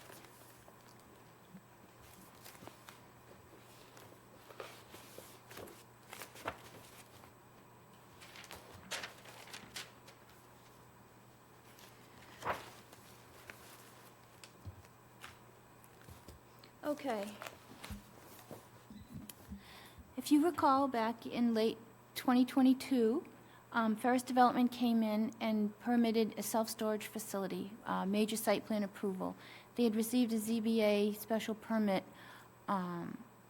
prior to that, that did indicate interior work only, but a major site plan approval was granted. Then, one of the conditions was that a drainage easement be provided prior to certificate of occupancy. We now have a final drainage easement language that's been vetted by town council for form and substantively, indicating in a response from town council that it does meet condition number 5. We also have a letter from Mr. Chauvel representing First Development, proposing a bond for the remaining work, which included a fence, a gate, and landscaping that was still part of the self-storage facility. The intent, I believe, is that at some point in the future, Ferris Development will be coming forward with a contractor's yard building, which is currently in front of the ZBA for 2 buildings on a lot and 2 uses on a lot. That's right. Okay. The next hearing on that matter with the ZBA is next Wednesday, the 17th. And that meeting, yeah, okay, thank you. The next meeting will be, the ZBA will be on the 17th, next week. That's been continued to that. So, the Ferris Development is seeking a temporary certificate of occupancy in order to open the facility, and these were the 2 conditions. Typically, we require an as-built review, a bond or something, or Fuss and O'Neill, the consultant will say XYZ hasn't been completed yet. But the Ferris Development has provided a breakdown in the amount totaling $81,108. And I think we discussed this at the last planning board meeting. So that's where we're at. So, well, hand it over to the board. Unless I forgot anything. Okay, thank you. Hello, do you have anything to add to what Karina said? Just to update from the hearing that this board had on Monday, December 11th. On Thursday, the 14th, we were out at the building with the building official and also a fire department official, and they conducted their final walkthrough, and the building official said that the building's interior improvements were satisfactory to him, and so he was ready to issue a certificate of occupancy subject to this board's feedback regarding the site plan. And then, as the planner mentioned, on December 20th, Town Council weighed in and approved the easement as to both form and substance. My client has signed that, and so it's ready to be recorded at the registry as soon as this board votes to accept it. Thank you. Mr. Stein? To me, this is a pretty straightforward matter, and we were very apologetic for the position that the board was in when we last met. We didn't have town council's review of the easement at that time. That was the only missing piece, at least in terms of my vote. I respect. So I do not see any need to escalate the discussion beyond that. And to do so, in my opinion, would only serve to defeat the purpose of this agenda item, which, as far as I'm concerned, is to approve this now that we have town council's review. It's very simple and straightforward. There's no need to get into any, perceived conflicts or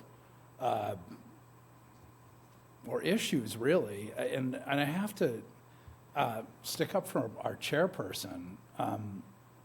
I've been on the board for, I think, 10 years or 11 years. And so I know how this stuff works. And I haven't seen anything other than proper process, procedure, and transparency with any of the agenda items that Ms. Luttrell has handled. So, I hope that we can move on from this and, keep in mind that the board are volunteers who have many, many items that come before us. We have to treat all proponents effectively with the same fairness, follow the same guidelines for whoever comes before us. Keep the best interest of the town in mind and balance that with the best interest of the proponent. And it's not easy. It's not straightforward, and it definitely has been an education for me. Coming, from purely the private sector back in, 2012, I think, when I got on the board, and thinking that I understood the machinations of town government. And boy, I can tell you I didn't. And it's been a real education for me in terms of patience and tolerance for the way things actually work in town government. And open meeting law is a big, big issue. And I can tell you, personally, I don't know anybody who follows open meeting law as diligently as Mimi Luttrell. That's it, thanks. Ms. DeMaria? Thank you for coming in. I have all the information I need now and would be ready to vote tonight. Thank you. Thank you. Ms. Braccio? The same. Thank you, Jesse, for saying that. I don't know that I could have said it any better than you did. And Mimi, thank you for always making sure that we toe the line and don't get ourselves in trouble. So I also have enough information. I'm ready to vote. Thank you. Thank you. I just have one question. At the last meeting, you said that you would forward a list of the plants that were installed along with the invoice to ensure that they were native species. We can follow up with that. We have it in our office. I'd be happy to send it to staff tomorrow. Okay. Very good. What we have is the order list from the nursery with species. Okay. And one other question I just didn't understand. The site plan that was submitted to the ZBA for the contractor's yard, it omits it shows like one oak tree to be preserved, but all the trees along Route 9 and all the trees along the western edge of the property were to be preserved. Why was that admitted off of the, That would have been an engineering oversight, and I want to be clear about what was filed with the ZBA for the pending special permit was just to show them the footprint of the contractor's yard, nothing Okay. more. It wasn't intended to be a superseding site plan or anything like that. okay, And- Very and good. I want to say it again, we've talked about this before, but upon ZBA issuance of the special permit, if they'd be so kind to do that, we understand that modification or a new major site plan would be required, and we'll be back before this board to achieve that, before the contractor's yard would proceed. okay, very good. Thank you. Do you want to make a motion? So the motion is that the planning board support approval for the certificate of occupancy for 250 Turnpike Road self-storage facility. Is this a temporary certificate? Yes. This is a temporary certificate. We're signing off on a temporary because you have the bond, and once the work Sorry. is completed, it's a full certificate. I think that's what was discussed previously. Do I need to, yeah. We just say it's approved. Yeah, I just Signing off on changing the my motion temporary. for temporary and referencing the bond. Thank you. If I may, would you consider also including the motion acceptance of the drainage easement as approved by town council? So moved. Thank you. I second. I have a motion and a second. Any further discussion? Seeing none, all in favor. Latrell, yes? Stein, yes? Demuria, yes. Brascio, yes. Thank you. So, are you going to provide a cash bond that goes into the escrow? We haven't decided yet on the format of the bond. We're going to Okay. meet with a bond agent tomorrow about it. Okay, and just for clarification, do I wait until I receive that bond before I can sign off on the temporary certificate of occupancy for planning? In other words, do we need the bond in hand? I would think so. So as soon as you get me that bond information that shows that you have the bond, and I can provide that to the treasurer, then I will go on to the online software and sign off for planning on the temporary certificate. Great. And you'll get me a copy of the recorded drainage easement, right? So I don't have to go find it somewhere. Okay, super. Thank you. Thank you for coming in. Thank you. Thank you. Thank you, Jesse. Thanks. The next item on the agenda is the residents at Park Central 40B. I don't have anything for this other than to mention that they're before the ZBA on Wednesday, the 10th, and I reached out to Lara Davis, the administrator for the ZBA, to see if she'd received any updated information, and she has not at this time. So it's unclear what will transpire on Wednesday. But I plan on being there, but we do not have a meeting posted. Anyone else have a question or comment on this? Well, thank you. Karina, do you have anything you want to say on this? Nope, we Okay. spoke earlier. Mimi, I have a comment. In our minutes, I had caught a typo, and it made me, in the minutes from the last meeting that was posted to Planning Board at the ZBA on Park Central, there was a resident that made a comment about the truck exclusion on Flag Road that just went through, and it was sort of dismissed because they weren't really discussing that. That's reflected in the minutes. However, it has brought something to my mind that there's a truck exclusion on Flag Road, which means that trucks that would be up in that area, should the project be approved, couldn't use Flag Road. They couldn't, Bantry and Terra roads go into Flag Road. I think it's a really important point. I don't know what to do with it, but just to say it was a very, very important point that was brought up by the abutter. And of course, the truck exclusion got put on the road. The signs, maybe a year or so ago, signs only recently have gone up. But with the truck exclusion, I don't see how Bantry and Terra could, which feed into Flag Road. I don't see how that road could be used. It's something, maybe a point that I hadn't appreciated before. That's a good question. So the last CBA meeting, I think, was the covenant and traffic, but I think most of the discussion was the covenant. And then, Yep. and I think this one is listed as the covenant, but if this moves forward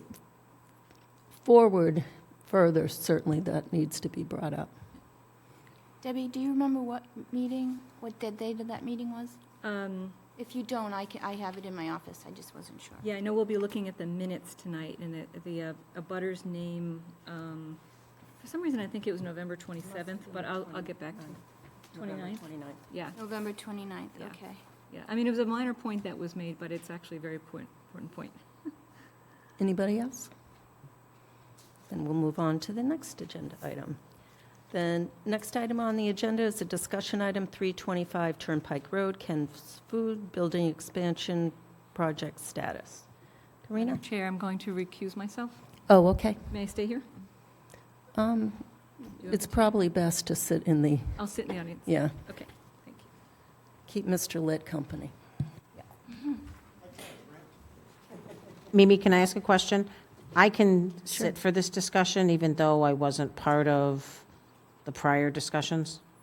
Am I? Oh, I think so. That's a good question. I think that this is a new, am I mistaken that this is not a new item? To me, it is a new item. So the project was voted on, and they received their major site plan approval and lower impact development for the building expansion project, as well as the modification to the major site plan for the sound barrier wall, and that's all permitted. Yeah, but I think that a new member, like, I sat in on things that. Right. Yeah, so this No, isn't, you're- this isn't a you're in. continuation of a hearing or anything. It's Okay, just a I just, discussion. Yeah. I'm always going to ask the question because You I may don't want not to create an issue for anybody. So construction. Happy to is- sit, thank you. Yeah, construction is coming towards closure, and the applicant end goal here is to get is seeking a certificate of occupancy, and they want to just explain where they're at in that nature. Yeah, and it's a temporary that we're looking for.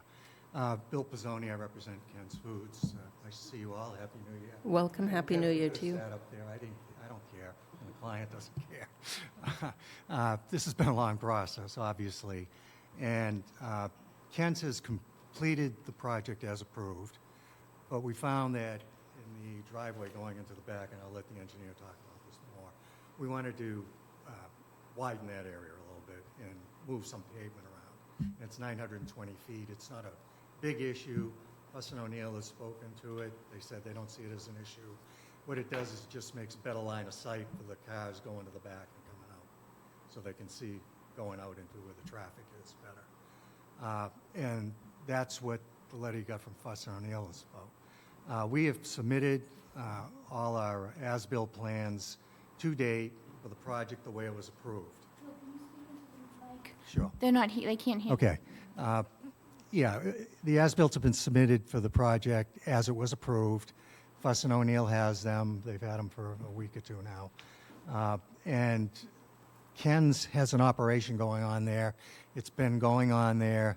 The building inspector has gone out and checked the addition that was built and the internal components of that and has signed off on that, but he won't let us store in that back part of the facility. We'd like to be able to store back there and move product there. Right now, what we're doing is we're having to run a lot of trucks through the night, through the day, to bring product over because it's going out the door. If we could fill the back section with product, it will make it a more consistent and time-sensitive and controlled traffic flow from Ken's and Marlboro to the facility. So it's not like we have a facility that we're asking for a temporary CO to start production of movement. We're in operation, continuing to do operation, and in fact, it will make it probably less onerous. There won't be fleets of trucks coming from Marlboro at one time to fill the facility. It'll be filled slowly on a regular basis. So we're looking tonight, if we could, to get a temporary CO to utilize that back section so that the building inspector will be okay with that. He's the one that asked us to get it. The sound wall's up. It's been up. Actually, it would probably be good if we had the place running at full operation while all the leaves are down so we can make sure that the sound wall is working properly as well. So if we could get to that, that would be great. We have a bond in place for the plantings that are on the east side of the building where we had to do the plantings, and that's all covered and taken care of. If Fuss and O'Neill comes back in the next couple of weeks and says, well, this is wrong, we need a bond or something, we're happy to come back at the end of the month, but it's incumbent that Ken's gets to start to use this multi-million-dollar project that they built that's sitting there idle, especially when they've been such a good neighbor. They spent over $2 million putting sound walls up around that facility to make sure they were a good neighbor, and I think it's incumbent and allowed by this board to grant that. So just to be clear, when did we get the as-built? On the 2nd? On January 2nd. So we received as-built a on week. January 2nd. So it's a week. So the process is that when you submit as-built, and we haven't had coordination for Fuss and O'Neill to be on the site since July. And the sound barrier, there were milestones that were required for Fuss and O'Neill to be out there. So it is true, there was a request for a minor change to the paving in the back left corner near the sound barrier wall. And because that's appeared relatively minor, we sent that to Fuss and O'Neill for review. They responded saying that it was no significant change. It was a minor amount of paving they were adding, and they were removing it somewhere else. It was also vetted by Conservation Commission, who had no problem with that change as well. So that's fine. And you haven't built that yet because the plant's closed. So that would have to be picked up in as-built as well when you do that. Right. But you just submitted the as-built, and we need to schedule Fuss and O'Neill to review those as-built to see what is not completed yet, so that what's not completed has to be covered in a bond. Yeah. Okay, Yeah, I that's the understand. process, and that's required in the code 174-10J. And so I just want the planning board to understand that it's the same process that we have to go through. I believe the as-built that was submitted took into consideration all the changes that have gone on there over the last 15 years to make sure we had one set of plans that looked appropriate. Correct, and I think So that was a there's condition lot of the And permit. a lot of it isn't new work that was done. It was just detailing it. It was out there. So it's not like there's work in the area of the facility where trucks are coming in, that there was a lot of work done, or it was minor work, basically. Yeah, So it's not like there was a lot of construction work that now needs to be looked at to see if it needs to be bonded. It's been in existence.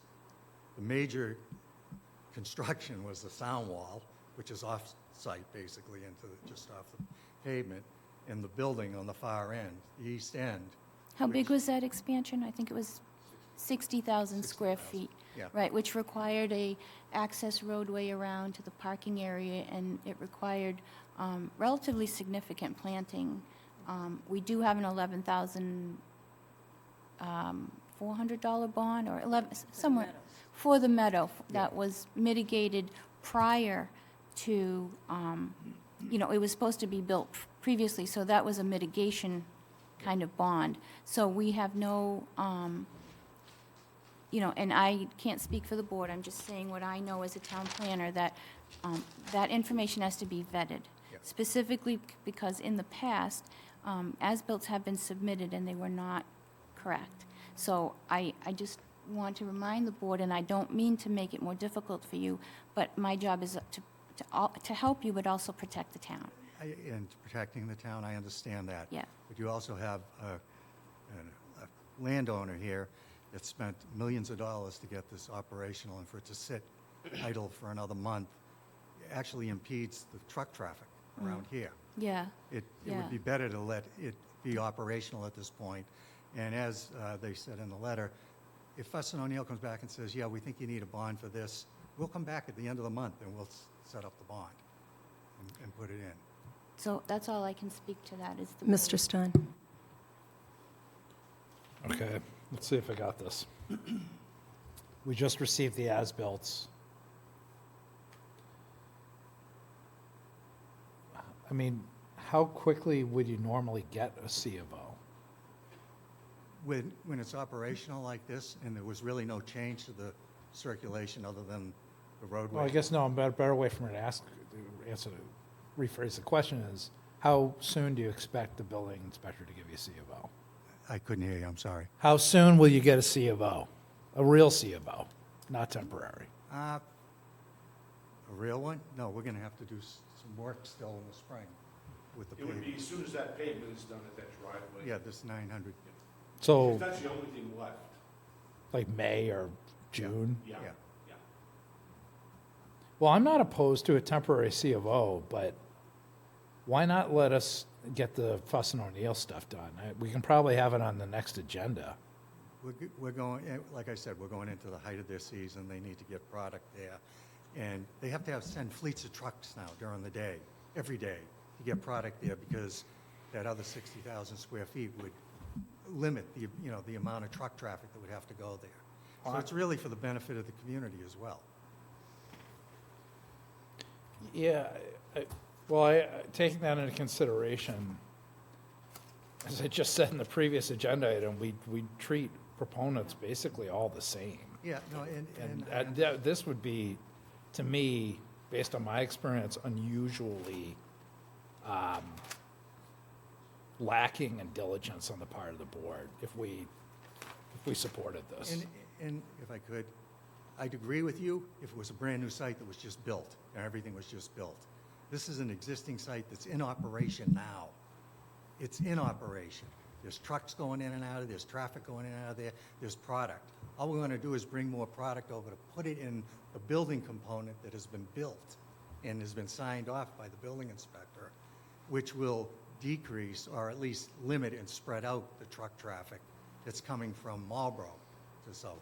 See, I'm not 100% sure I agree with that. I hear what you're saying, but I think we have a difference of opinion on how this department and this board conducts itself when it comes to site plans, as-built, And you already have our a bond. diligence. We know that's designated for something else, but, we'll make it for both of them, I don't care. But, and we'll see at the end of the month or whenever Fuss and O'Neill gets back to us, what has to be posted, if anything. Well, I'm on the fence, and we'll wait to hear from the other board members. Ms. Braccio? I'm on the fence as well, just based on the discussions that we just had, as Jesse referenced. Can I just point out, so the planning board is fully aware that, and I'm not trying to give you a hard time here, but condition number 20 of the decision of special permit for the lid and the major site plan does specifically say, as-built plans shall be reviewed by the town's engineering consultant for compliance per zoning bylaw 174-10J and acceptance by the planning board prior to sign-off on certificate of occupancy. I just want to make sure you're aware that that was clearly written in the decision, and I understand the business side of it, and Yeah, and we're just asking for temporary. We're not asking for a full occupancy permit. right, but temporary requires that we have an understanding of what's remaining and what needs to be bonded still. And right now, we don't have that, I don't have that information of what is still remaining and what that cost associated is to that. Yeah, so as well as the conditions of approval, our zoning code says a temporary occupancy permit may be issued after satisfactory completion of all essential public health and safety, which you say is done, and sufficient bonding acceptable to the planning board is provided to the town to cover all outstanding items. So we've got the cart before the horse here. We just got the as-built. We need to hear from Fuss and O'Neill to make sure everything has been built as approved.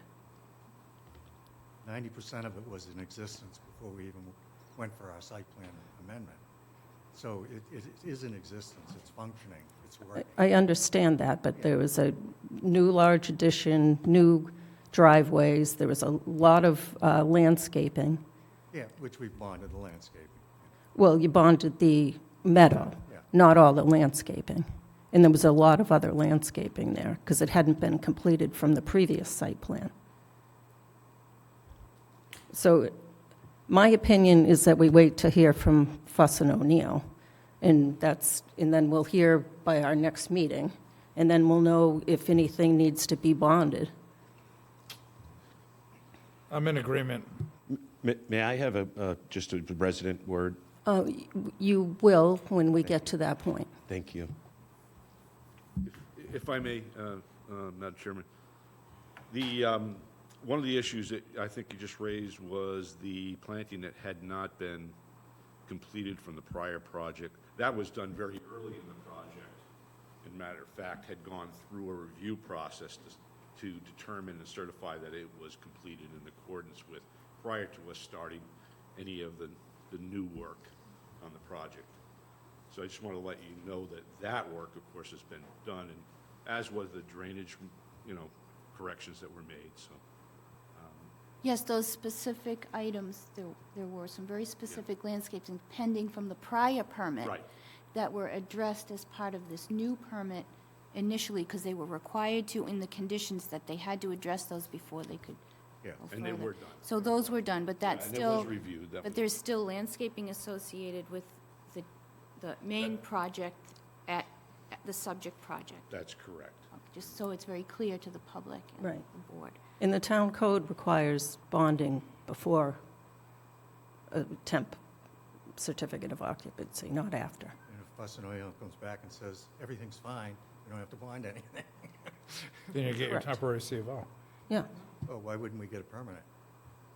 If everything's in compliance. You just said And there's everything's work to in be writing. done. Yeah, you're right, there is. There's that We need big- a. Yeah. I think, I think we're ready to, but Could Jess, David Ferris Yes. at 52 Sears Road, I'd just like to put a business context and overview. And first of all, Jesse, I'd like to thank you for your remarks. I completely agree, and I'm very grateful to this board in listening and thinking about the issues clearly and taking to heart the comments that I've made. And that comes from a place of deep respect, and I really do appreciate that. So I'd start the conversation there. Coming at this from a similar developer issue down the street, I want to think about it outside of their frame of mind and more from me as a resident in the community and a taxpayer. I think what we have is some opportunities in the town to increase our tax base with very small tweaks to how we're doing business in town government. And by that I mean, in this particular case, I hear an applicant asking for a temp CO, not a permanent CO. I hear potentially landscaping issues out there, and I would challenge the board to go back and say, look, if you want the temp CO, promise us you'll show up tomorrow with a $250,000 bond, and we'll return it later if, in fact, you have a lower amount. But give the taxpayers the increased tax revenue this year, because Ken's has been a good partner and been in this community a long time, and they're already footing a bill of close to $500,000 in taxes. That place is assessed at about $30 million. They've dumped another probably 10 to 15 on this extension, is my guess, just as a fellow developer, looking at it like 65,000 feet, 65-foot clear high.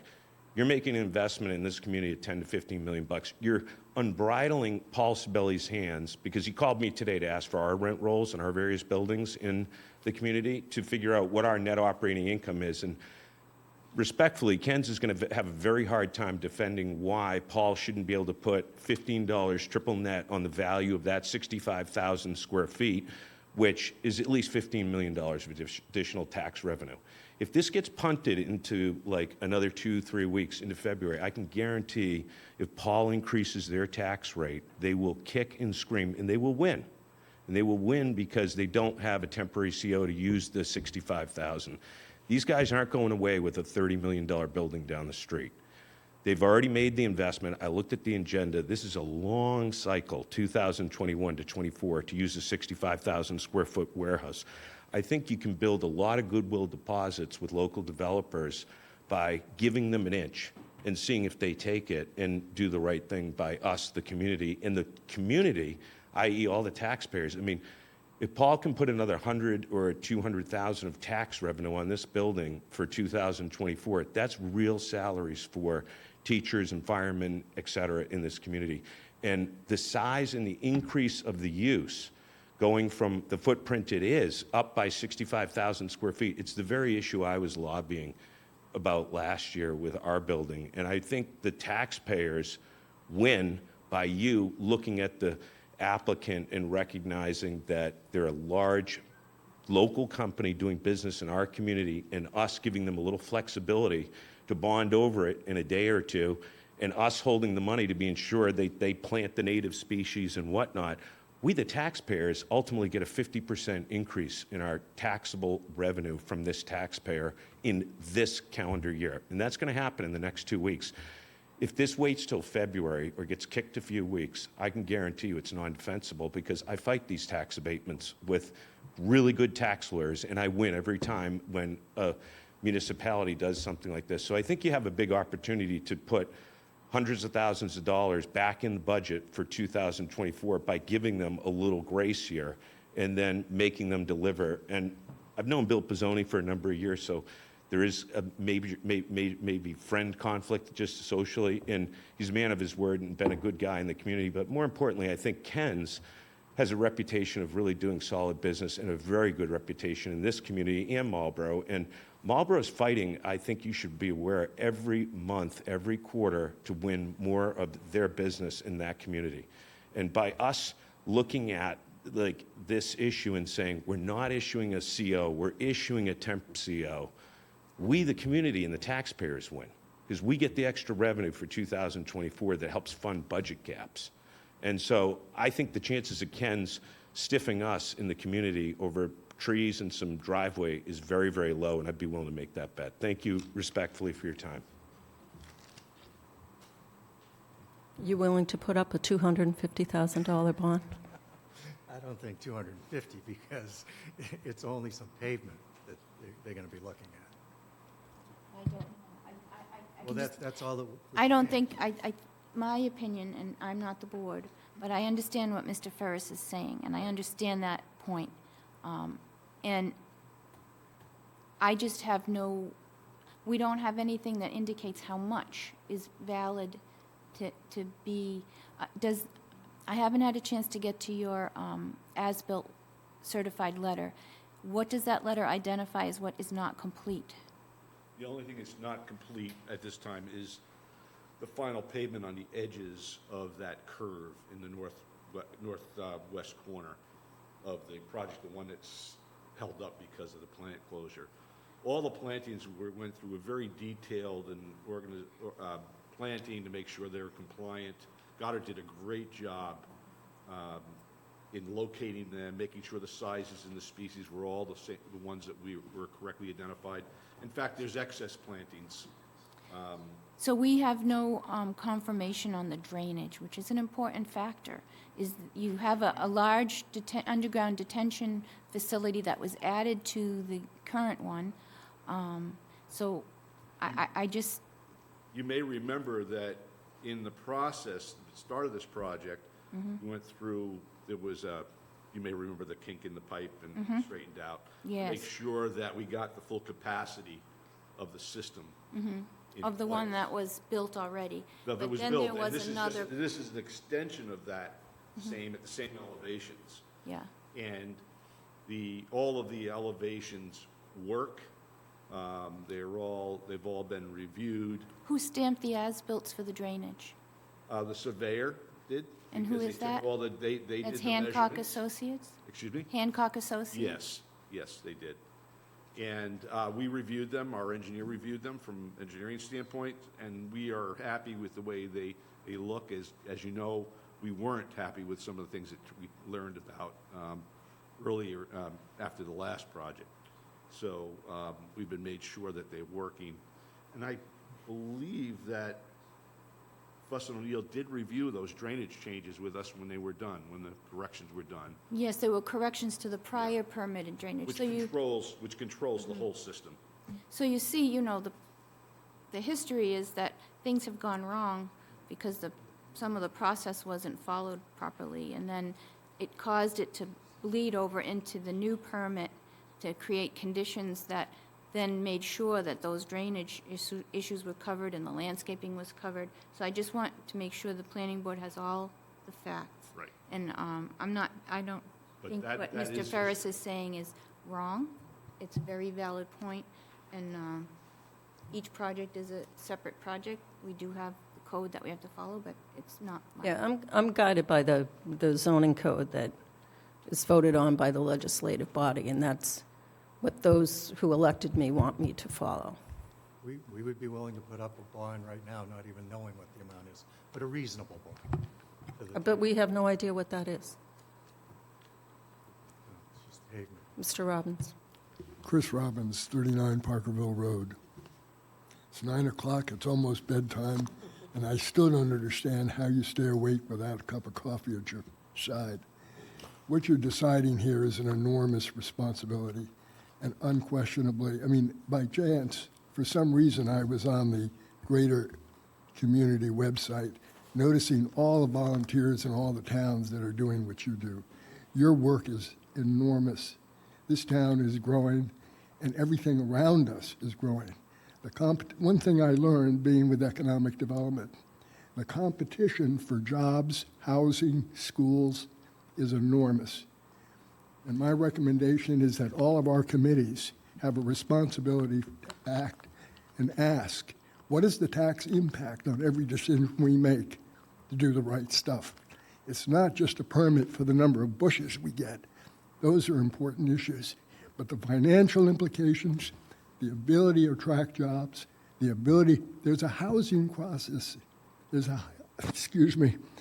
a housing help me guys, crisis in the state. And that's why the state is trying to mandate additional housing. Because if we can't build the housing, we can't attract the jobs, and the businesses will go south.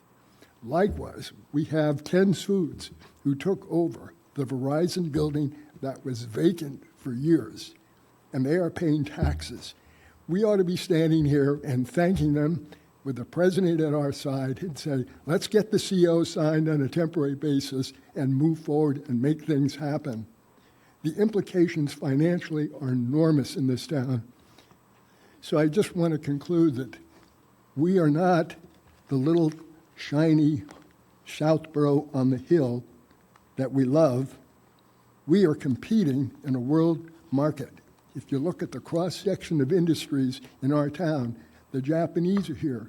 The private schools bring in company leaders here all the time, and they're finding places to move.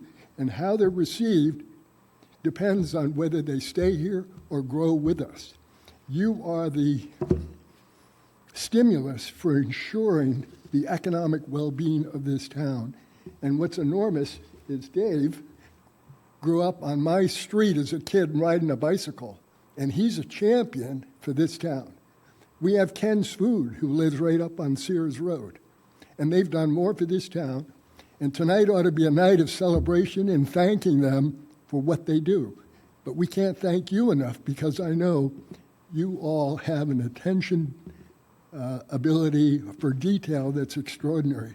But let's leverage it to enable this town to prosper, but more importantly, to compete with those who are competing against us to take those jobs and move it south. So I hope that's helpful.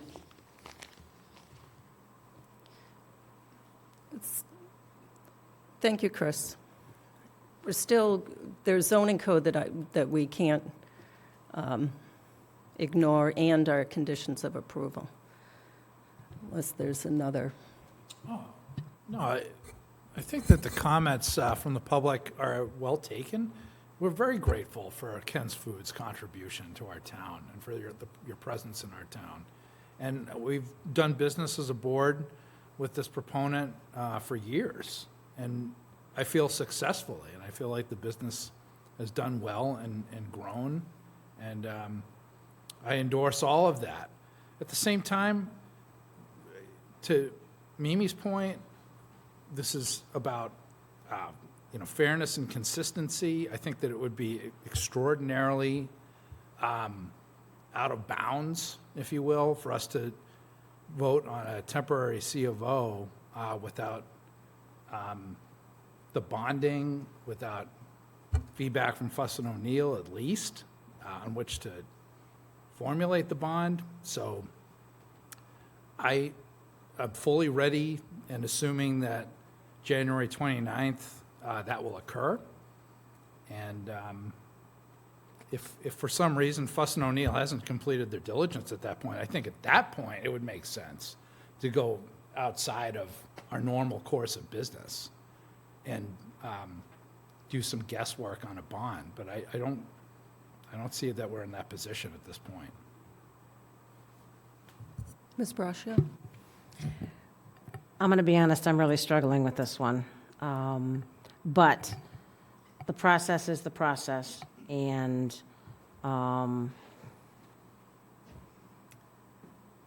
as much as Ken's has done for this town, and how appreciative we are for everything that Ken's has done for this town, I guess I'm a very process-driven person. I always have been, even when I sat on the Board of Selectmen. And it's unfortunate that until the 29th, you would have to continue to ship between the Marlborough facility and Southborough. And I find that very unfortunate. But we're put here to follow the rules of the bylaw and the conditions. So I am in the same place that my other members are as well. Can I ask a question? Sure. What if you granted it subject to Fuss and O'Neill submitting their report and an estimate for a bond, and if it comes next week and we post the bond next week, then our temporary will issue? Just to add to that, it's unlikely that Fuss and O'Neill will return a response in 1 week, only because there's snow on the ground, and their schedule is usually at least a 2-week turnaround. So it'd be great to say we could do that in a week, but I just want to be clear, it doesn't happen in a week. It takes 3 days to coordinate a site visit. Can we at least make the request of Fuss and O'Neill that, if there's any way that they could get out there as a priority, that we as a board would appreciate that? I could probably add the caveat when I send them the information, any outstanding items per se. They may not be able to have completed a complete review. And again, this is me speculating because they're the reviewer and they have a process. So I can ask them all kinds of things when I submit it to them to see if they can give a preliminary, or can they at least get out there and do major features. But, when was the sound wall completed? When was construction of the sound wall? Probably 2 to 3 weeks ago. Okay, because we were expecting Fuss and O'Neill to go out there and review and inspect that sound wall when it was completed, but we weren't notified of that time frame. So, if we had a few instances of like, all right, come out there, we've got this completed, but we've kind of had nothing since the end of July. So a lot happened. I know we got the information about the pavement reduction and addition, and they reviewed that and everything's fine, but we haven't had an opportunity to ask Fuss and O'Neill to get out there because we haven't gotten requested in. So what I can say is I can get the information to Fuss and O'Neill tomorrow morning. I can request them to expedite as fast as they can to get out there to review. With the rain pending, it might get rid of a lot of the snow. That will allow them to look at the drainage features. Yes, they have been out there several times. Yeah, the melting. So they have been out there. I have inspection reports for several inspections. So, I know they were out there when the underground system was being put in. and I do think they inspected when the footings went in for the sound wall, up until that last corner, because we were waiting for you, because it was supposedly going to get moved 5 feet, but that turned out not to be needed. Yeah, it didn't happen. And so this other drainage thing happened. But I thought that the contractor had asked for inspections, and I think there was an issue, maybe money at some point, right? Oh, that was all addressed, and you provided that, and you've been doing that ongoing. We just hadn't been notified of any further need for an inspection out there, so that's what we wait for. But I can get that to Fuss and O'Neill as soon as possible, and see what we can get for. I mean, in the prior case, the applicant provided some information on a bond of what they explained was not completed yet. So, but those were items that were quite visually obvious. There were no drainage system issues. I mean, there was no new drainage installed there. Everything was very on the surface and easy to view. So that's my 2 cents. So till the 29th. Thank you. Thanks. Thank you. So what I will do is I will send that to Fuss and O'Neill in the morning, asking them, and they've been very accommodating, to try and expedite this as quickly as possible, and they'll reach out to Mike Zanni or Sam Del Torre to quickly schedule a site visit and go through a punch list. Thank you. Just so you know, Karina, those AutoCAD files are Okay, and we were still waiting for a recorded copy of the sound barrier wall decision. That's in that same That's folder. in there, too. Yeah, that was there this afternoon. Okay. Super. Thank you. The next item on the agenda is the planning board request for independent counsel. I think this was just a follow-up thanks. item.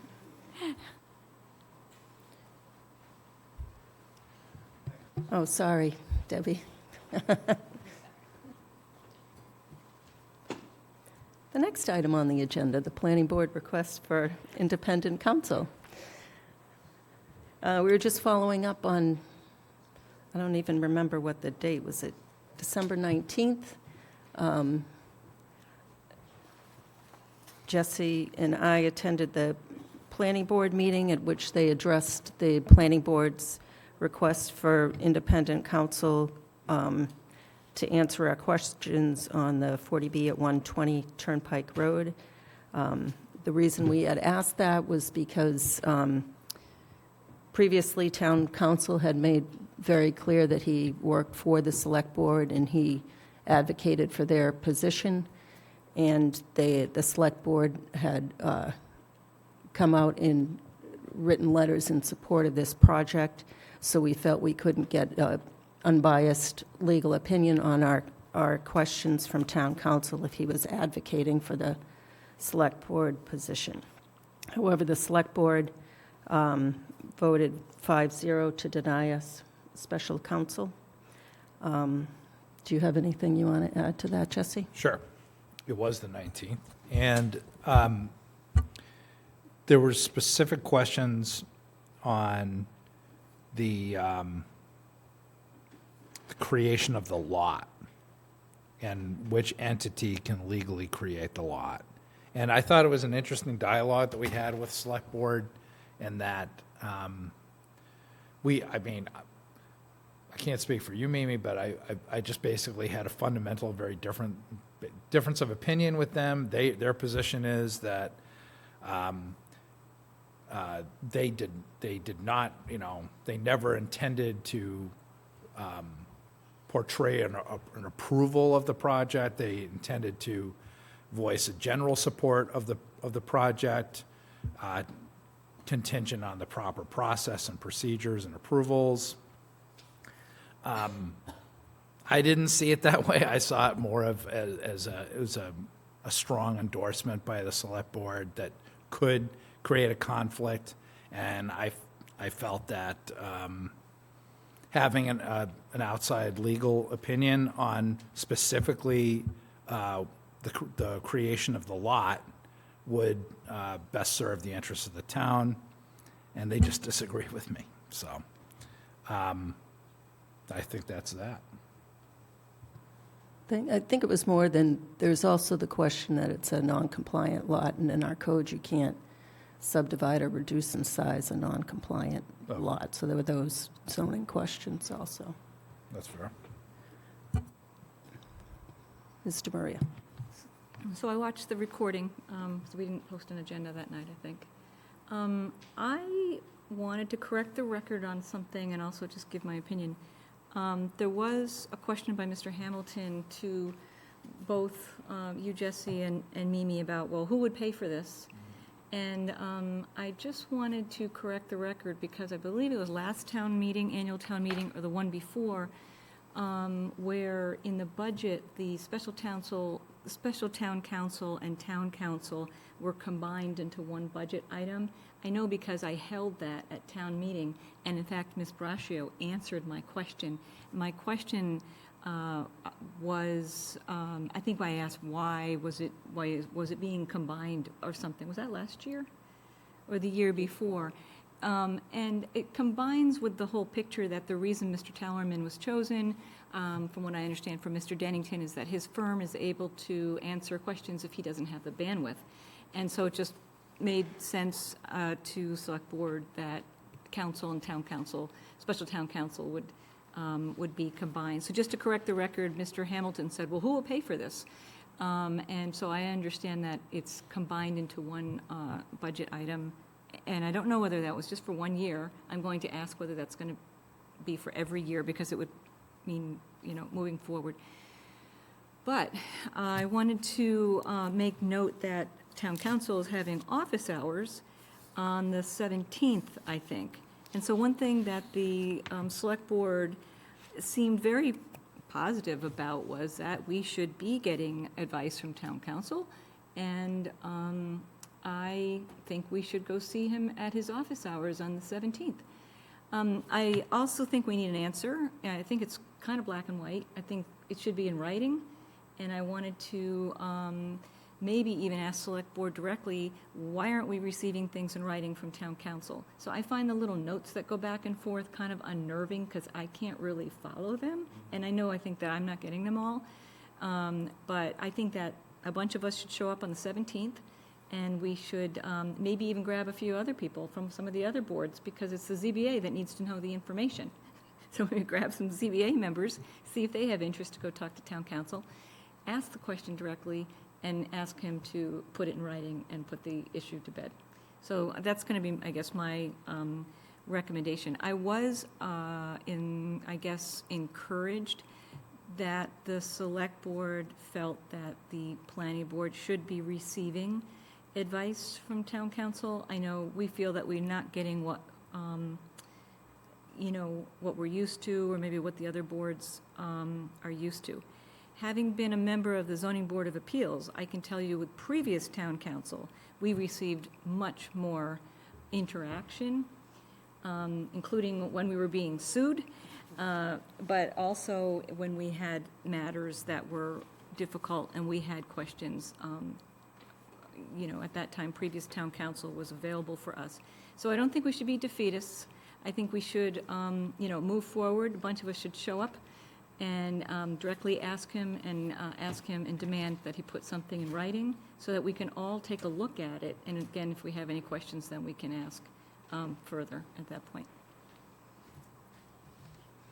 Ms. Brascio. I have nothing further to add, thank you.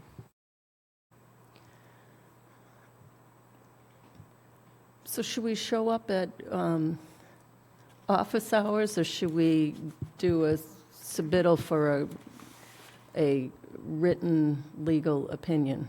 Well, I think both, because the select board said, you should go to office hours, I think they said, didn't they? He's there for the boards and committees, and he has office hours. So Mr. Stivers seemed to conclude that because town planner asked questions at office hours, that was all the legal support the elected planning board needed, which I think it's, although the town planner is fabulous and takes advantage and gets a lot of good information, I think that this board also needs legal support. I don't think it's a bad idea, Deb, to have, obviously, quorum-wise, a gang of us couldn't show up, but certainly 2 members of the board could go and have a conversation and try to get a better understanding of where he's coming from, so we can all move forward one way or the other. Go ahead. I don't think he's given us any indication, is that right? Or has he given us any, what regulation is he citing? What case law is he Well, citing? that's what I would like, instead of meeting with him in person, where he'll, be this back and forth, and then he won't put it in writing, because we've tried that before. But we did ask about the subdivision, and he gave us incomplete answers, and then Lisa and I went to office hours and discussed it with him and went over Mass General Law and asked him when he gave us a, definitive opinion, we asked him to put that in writing, which he would not. Or he said he didn't say that and then wouldn't do it or something, I don't know. But I would prefer to request a legal opinion, a written legal opinion with cited case law. Well, I do agree with that, and then Select Board can take a look at it, Proponents Council can take a look at it, we can debate the merits of that. But I do agree something should be put in writing in the end. Just so we're talking about the same thing here, are you saying in general you want opinion letters, detailed opinion letters, or you mean specifically on this agenda item? Yeah, just on this particular matter. Okay. I mean, I know that when I was on the Zoning Board of Appeals, previous town council did give us sort of his opinion, and he would opine and give case law and what sort of led him to the conclusion that he came to, and why he was making Yeah. a particular, advising one way or another. And I found that very useful, because I actually went back and I could look up that case law, and I could learn something about it, because we're not lawyers. In this case, I think it's just this particular matter. Let's put it in writing, and everybody can take a look at it and say, yes or no. It's most important that the Zoning Board of Appeals have the answer, and I think what we're trying to do as a board is give them something. It's a particular concern. Confusing to us, doesn't make sense to Planning Board, and but in the end, the ZBA needs to have something, and I think that they should have it in writing. Well, if you will recall, this board discussed having a joint meeting with ZBA and Town Council prior to these applications being filed to kind of hash these things out and lay out a path forward. And Town Council would not do that. He did meet with Karina, myself, and David Williams via Zoom and answer some questions, but he would not come to a meeting. So can we make the request, and also, again, I'm loving the word priority tonight, tell him we would like an answer to this in writing before our next meeting? I mean, I think here it is, this is going back to what, August? These questions started? October, August? I mean, I think we need them answered, and I think we all can't move forward and be educated on where he's coming from if he doesn't give us the information that we need. Yeah, it was commented during the hearing at the Select Board that their view is that we are getting adequate legal support, and I think we need to start building, documented log of issues that we have in terms of communication with Town Council. Because I agree with Mr. Maria that for this agenda item, it makes sense to request, formal legal opinion. But in general, I'm not really, we used to have a different system, I think, for requesting Town Council. Aldo had a totally different, form. I think he had a form he had to fill out. But, And for whether you agreed with the way things went or not, at least there was some structure to that system. And we might want to think about having that as an agenda item to bring, evaluate bringing that back. Well, I can tell you early on, if I recall correctly, I broached that with Town Council, the format of giving a legal opinion request and the response back. And I think he prefers email. I mean, that's clear. He prefers to answer in email. And the problem is that we're confused because the emails are not always very clear for us. He may know what he's telling us in his mind, but it's not very clear. It's hard to interpret. So we're filling in the blanks and then are confused again. So I think, didn't we put in a legal opinion request for this information? Am I mixing that up with something else? I thought I had asked like 4 or 5 questions. We did for subdivision, but there were the other Right. issues of subdividing or reducing in size a non-compliant lot. I just want to add, it seemed to me that most of the select board was unaware, in a way. They thought that, or at least took the position that, yes, you should have access to town council.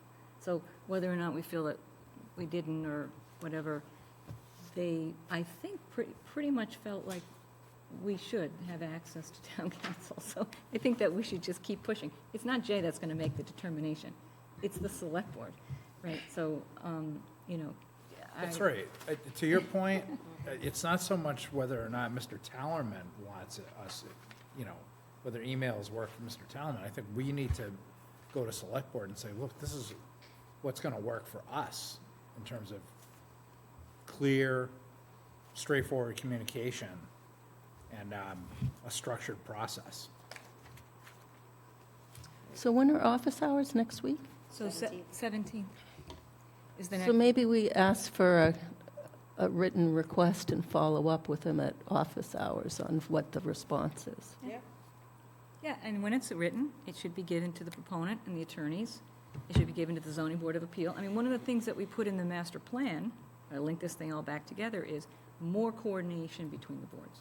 So this is a perfect example where boards are trying to help other boards who may or may not have the expertise. Some of them have the same questions. And it's, you know, it's not, I know it's not going to be a black and white answer, but there should be some straight information that's given. It's got to have a source. The source comes from some regulation or some case law, and then we can all debate it. But I think we're in a kind of a crazy place right now, not having that. So I think we should just press on and, yeah, ask for it written, and I think we should also engage with the ZBA and you know, because we have heard at least from one member who has a similar or overlapping question, and it's just going to kind of hang on, fester, unless we get, you know, an answer, so we should press. So should 2 of us go? 2 of us should go.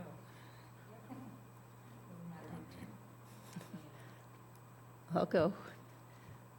Do you want to go, Debbie? I'll go. Lisa? Debbie wants to go, that's right. Okay, so next week. Yeah, David Ferris, 52 Sears, the developer on this project specifically. I just wanted to step back for a minute and give this board some comfort to understand that 40B was really put in place to be an overriding piece of legislation that would be decided at the state level, not the town level, for a lot of reasons, because a lot of snob zoning, not that Southborough has it, but other communities do, to really create affordable housing in communities where it otherwise wouldn't be.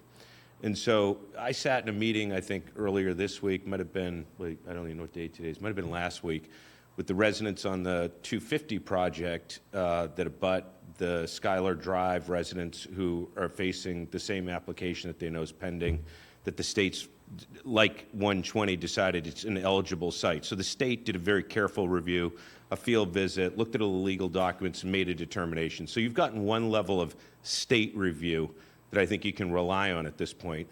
But I think if you talk to the residents, and I think eventually they're going to show up in droves to support 120 from what they've told me, and in large part because they are residents, like a lot of residents in Southborough, who don't want apartment buildings in their backyard.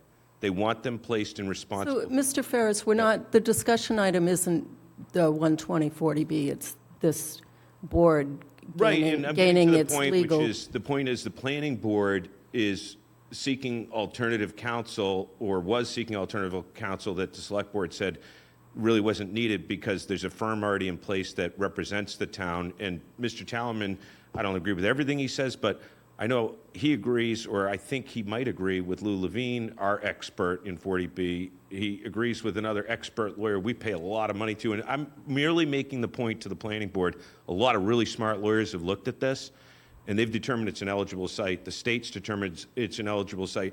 And I'm more like getting away from the issue that you're raising about, does it make sense to get town council to drill this site and step back at the bigger picture and realize these are coming to a community. So when you get a good site where it doesn't impact line of sight of any neighbors, do you really want to find legal loopholes or force other attorneys to find a way to shoot down a project that otherwise is good for the community? That's my point. And a bunch of lawyers have already looked at it. So that's just one perspective.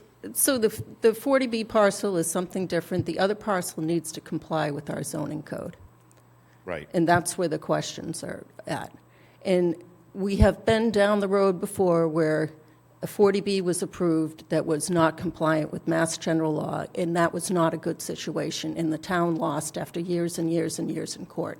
We don't want to go down that road again. I completely agree. I think if you talk to all the people who've had the most angina over 40Bs in their residential neighborhoods, it's because the 40Bs ended up in the backyards of where people live and had historical, roots in that community. And when you get an opportunity to put a 40B on Route 9 where it doesn't abut anybody but open space, it's a win-win for the town and the community. And I think if you talk to a lot of people who've been touched by 40B in a very personal way with an apartment building in their backyard, you'll find out all those people that voted for you are very much in favor of not having it in their backyard and having it in busy corridors like Route 9. And so I'm just saying, step back and think about like the big picture and what the goals of the taxpayers and the people who live in the community, and it's really they don't want apartment buildings in their backyard. And if the state is saying it's an eligible site, that by definition has gotten very careful on-site review. They don't look at local zoning. So we'll write a letter, and Debbie and I will attend the office hours. Select Board? Town council, and so I think the main issues are subdivision, but I think that's been answered. And then 174-14 and 174-8B that say that you can't reduce in size a non-compliant lot unless it comes into compliance, which it isn't. Okay. Can I add one thing, Mimi? Yeah. Mr. Ferris, to your comment. This board hasn't taken a position of support or non-support on the project at 120. I just want to be clear on that. One of the issues, I think the challenges, and again, this was before I sat on this board, but I can tell you a concern that the planning board had was what overturned a prior 40B. So I think going forward, it would behoove the taxpayers and this board and yourself if all the questions are answered and ironed out before this process moves along further. And I think that's what this board is trying to do, is trying to get these answers done and out. There has been no support or non-support that I've heard since I've sat here. It's just questions that I think make sense to have answered for all of us and the community as we move forward. So, thank you.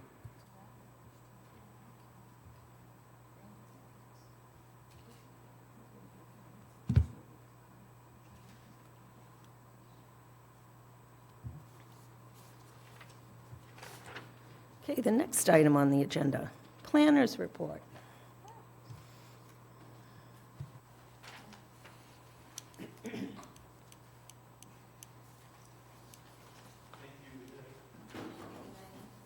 Thanks for your input.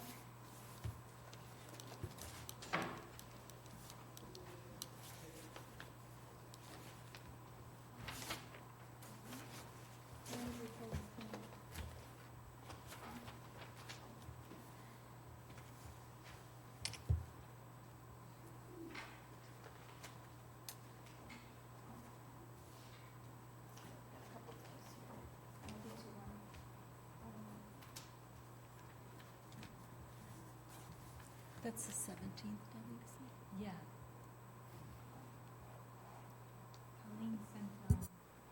Colleen had sent around 3 dates, I think. I have in an email somewhere, January 17th, February 21st, and March 20th are the next 3 dates. So I just noted that. One's coming up.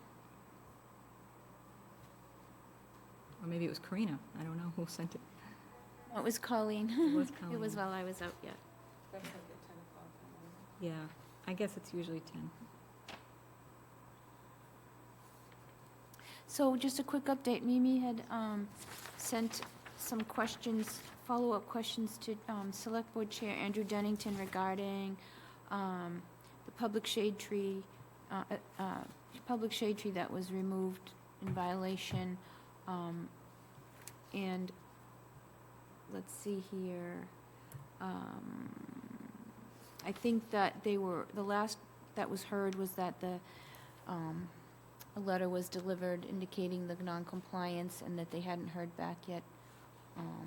I'm not sure if there was a language barrier or something, but the select board was still waiting to hear back on that issue. The planning board had also asked in the past about the park at St. Mark's Street and the mitigation of the stone wall and the public shade tree to have a response in writing. I think that he said they were going to work on that and provide that. And then thirdly, let's see here. Oh, the plantings at St. Mark's Park, that was all part of that, to address that as well, in writing, to have that in there. Yeah, I don't know if you noticed, they've been planting at St. Mark's Park, and I don't know if you know it's December, and that's usually not standard planting season. So I just wanted to make sure that the town was covered when everything's dead in the spring, that it can be replanted. So Select Board Chair confirmed that that is the case. Who's doing the planting? Whoever their contractor is. Oh, I can't remember the name. Oh, it's on the tip of my tongue. I can't remember. Someone who knows you shouldn't be planting in December, I guess? Yeah. Okay. Well, I saw the grass was the spray green. I'm assuming that's grass. I They know. hydroseeded. Hydroseeded, yeah. Right, and they also, yeah, and it was confirmed that the stone dust path was appropriate and all that, in correspondence with the DPW. So, one of the things that's coming up, is that, the DPW was concerned with when we get as-bills, and that, for example, if you have a subdivision, and they put the infrastructure in, which is the water and the drainage, and then they pave, and they have septics or whatever, before the lots get released in the subdivision, that as-bills be requested for the services, in order to ensure that they were built. Now, we do have Fuss and O'Neill do inspections at the time, so I'm going to talk to Bill Cundiff about that DPW director, just to get some more feedback, but just be aware he's asking that he would be requiring that for streets that are going to be made public in the future, and it makes sense.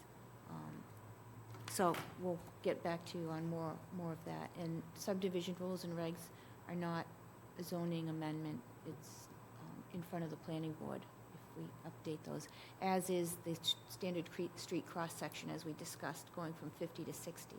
So as soon as we get a little breathing time, we'll jump on those items to see where that takes us, and if we want to update the subdivision rules and regs.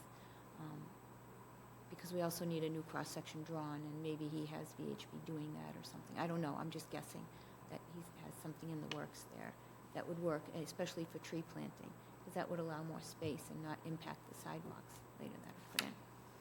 Okay. Let's see here, so we're preparing an annual report that we do every year for planning. So Colleen is working on that. It's pretty similar every year. We just give a quick update on any new things. Thanks for reminding me. The Master Plan Implementation Committee would like to provide a statement for that. Our chair has written one for last year, but I think we just identified that we need to do it, and we were wondering what the deadline is and if we've missed it. So it sounds like we didn't miss it yet. You didn't. On the standard budget calendar, it indicated that the annual reports were due to the select board by January 5th, but Melanie Atsuko, who's the executive assistant to Mark Purple, said they're due January 19th. And she provided like a Word document sample. If you want, I can forward that to you. Okay, I'd be interested to know, like, It's next week. yeah, it's next week. I mean, you know, is there any space for something from Master Plan Implementation Committee? Can we have a few, can we have a Into the little? planning board's report? Yeah, into the Planning board? planning board's Absolutely. Yeah, okay. Absolutely. We keep it pretty short and sweet. Yep. I think it's like 2 pages, but we always have like a half a page or so left. So, Okay. yeah, it's just where we. Mostly, put our- I'm sorry, but Oh, Colleen's still here. Yeah, sorry. yeah. No, I was just saying to Debbie, it's kind of a little historic writing. So things that happened, and you know, it's really tell them. People go back and look. You know, they put the town meeting minutes in it and all that good stuff. So it's a great place to say what you need to say for the history. Yeah, the final book, it's the compilation of everything. Yeah, and we, as you know, are putting together the report for the planning board, and we thought we would highlight some of the things that have been, you know, maybe accomplished or something. It's, you know, last year was really the accomplishment of the master plan itself was highlighted in that section. So we don't have anything so monumental this year, but Judith Watson is helping me to write something, and so that was actually going to be something I was going to ask you about. So that's perfect, so I can touch base with her, and we Yeah. can have something to you next week. Yeah, and sometimes, I could be wrong, but there may be opportunity where you have your own section you submit to it, and they add it to the table of contents, Master Plan Implementation Committee Annual Report. Oh. That's an opportunity, but for now, since the deadlines are so close, you can. Yeah, I mean, and it, you know, I think as a board, a master plan committee, we feel it is under the planning board, so it's planning board's really news to share, I think, but thank you for. That's where people might look for it too. Yes, yeah, Okay. thank you. And be aware that we received an email from Mark Purple that draft or final language for warrant articles should be submitted no later than January 26th. According to the prior calendar, the warrant closes on Tuesday, February 6th. Warrant to be signed by the Select Board on the 20th of February and going to the printer on February 23rd. But that was for a Saturday, March 30th town meeting. That meeting has been moved up a week. So I haven't received a new schedule from downstairs. So maybe that's why it's pushed back a week. That was another question that I asked the Select Board Chair, and, because he asked for an update on MBTA. Right. And I asked how flexible that was, because we're not going to be ready with the final warrant article by the 26th. So what were those dates, the dates that we have now, which might be extended? I'm reading you old dates. I just noticed that this is geared for March 30th, but that's Easter weekend. So they pushed the annual town meeting to the 23rd, Saturday, March 23rd. Okay. Okay. And the warrant was to close on the 6th, I wrote down? Yeah, so I'm guessing 30th, the 3rd, January 30th. That's why they want it by the 26th. So it's a very accelerated schedule for MBTA. So the 26th of January. Yeah. So we have. Before the hearings open. So on that note, the group that is doing the modeling for us. Yeah. What's Bowler Engineering. Oh, Bowler, yeah, Bowler. So Bowler is going to be writing the warrant article for us? A draft. Draft. A draft. Do they have attorneys looking at it, or are they are using templates that they've used for other towns? Yeah. I believe B. They give us time to pass it by our town council. Right, so they'll be drafting based on a model. What time? So when they do the compliance model, they have to look at the underlying zoning of the areas we picked. And then they know what's required for the MBTA communities. So they come up with language criteria for the MBTA overlay, depending on how it impacts underneath and to be compliant. It's a heavy lift because they have to do the compliance model, Yeah. et cetera. But we're gonna try and do what we can. You know, we have, the meetings that are coming up are, we have one the 29th of January, we have February 12th, and we have February 26th. So we really have two meetings, the 29th and the 12th, based on the old calendar here, because the warrant's supposed to be signed by the 20th. So February 12th was going to be our second public hearing meeting date. So one of the ideas I thought that was brought up by Marnie or maybe some others was to have a couple different, I believe, I'm not sure, but I recall something like a couple different options. Yeah, I don't Is think that's going to be possible because in one round, because we've been told the compliance model takes about 2 weeks to run. It's very intense because you have to input the areas, then you have to understand the zoning underneath those areas, and then you have to, and that's if those areas are shown to be compliant. So they're going to test the density, the unit density based on the areas we picked, based on what's excluded, how much But area then there is. And they also get to tweak, it would be setbacks or lot coverage to try and help it work out for us. So they really do a lot of tweaking with it once they see where we land. And it's not, Colleen, correct me if I'm wrong, but it's not just one criteria. Each area may have a different set of setbacks, et Yes. cetera, based on where it is. You know what I mean? So it's quite a task. And they seem to be on top of what they're doing now. So we can just wait. Yeah. I just remembered that I forgot to ask, do you think that we should invite the select board to the opening of the hearing on MBTA to start the communication between the two boards, since this is going to be a heavy lift? Okay. Good idea. Okay. So can I add one thing, Mimi, just for thought? Sure. So in the past, when we've had something that lingered like this, I've seen the town manager call a special town meeting within the annual town meeting. And I did check into it, and it takes only 12 days to post. And we can just, they call a recess, you open special town meeting, you vote on it, and then you close and you go right back. It's something maybe we should look into, or it's an option, I thought, to, So does let that it give not us be run- more time for a completed warrant article? I don't know how that works. yeah, it would, because it wouldn't be on the regular town meeting warrant. It would be a special town meeting with that one article. Do we need to get signatures for a special town meeting? No, but it does have to be approved by the select board. So I guess So we we might keep have- that in our pocket and see, Yeah. see where we get.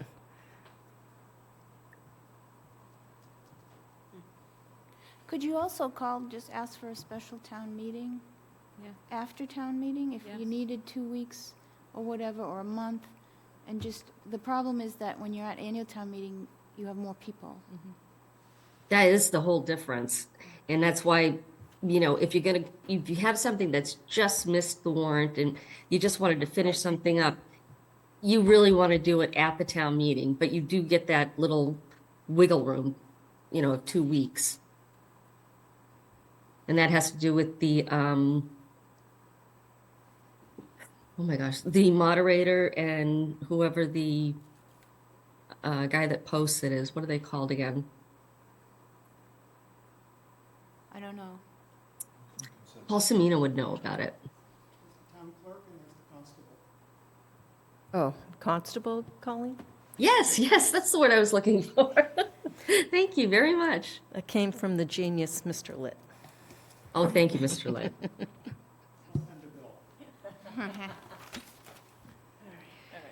Okay, so maybe something to talk at the meeting, at the public Yeah, hearing? at the public hearing, yeah. Okay. Anything Um, else? I think if there's anything else, no, I think that's all I have for today. And we do have 4 sets of meeting minutes. I'd like to make a motion that the planning board approve the meeting minutes from November 27th, 2023. Second. I have a motion and a second, November 27th. So I had a typo in one of them, and I think it was the 29th. I just want to check. The 27th is the motion on the floor. Okay. All set with the 27th? Yes. Second. Any more questions? You second. Any more questions on the 20? All in favor, Latrell, yes? Stein, yes? Demiria, yes. Brashear, yes. Next motion is to approve the meeting minutes from November 29th, 2023 for discussion. May I? Second, Yes, second. Oh, second? With an amendment? discussion? Is it line 39, Mr. Jonas Minden? His last name was Linden with an L. L-I-N-D-N. L-I-N-D-E-N. L-I-N-D-E-N, I believe. Yeah, L-I, it's Linden. Linden, yeah. That's all. Anything else on those? I will be abstaining as I did not attend the meeting. All in favor, Latrell, yes? Stein, abstain. Demiria, yes. Brashear, yes. I'd like to make a motion to approve the meeting minutes from December 11th, 2023. Second. I have a discussion on this.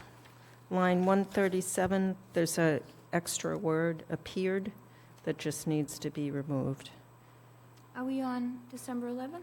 Yes, line 127, Oh, 120, 137, I'm sorry. 137? Attorney Charvel, which is on 136, appeared informed the planning board. I assume it's informed the planning board, not appeared informed. Okay, Okay. strike that. Any, anything else on December 11th? Nope. All in favor, Latrell, yes? Stein, yes? Demiria, yes. Brashear, yes. I'd like to make a motion that the planning board approve the meeting minutes from December 13th, 2023 for discussion. I second. Discussion? I will not be voting on this. I did not attend the meeting. Nothing from me. No further discussion. All in favor, Latrell, yes? Stein, abstain. Demiria, yes. Brashear, yes. I believe that's it. I don't think we had a chance to review December 19 yet. No. Nope, not yet. Great I must job. say, great minutes, as always. Great job by the board and the department tonight. Motion to adjourn. Second. I have a motion and a second. Any discussion? Seeing none, all in favor, Latrell, yes? Stein, yes? Demiria, yes. Brashear, yes. Thank you. Good night. Colleen, can you stop the recording?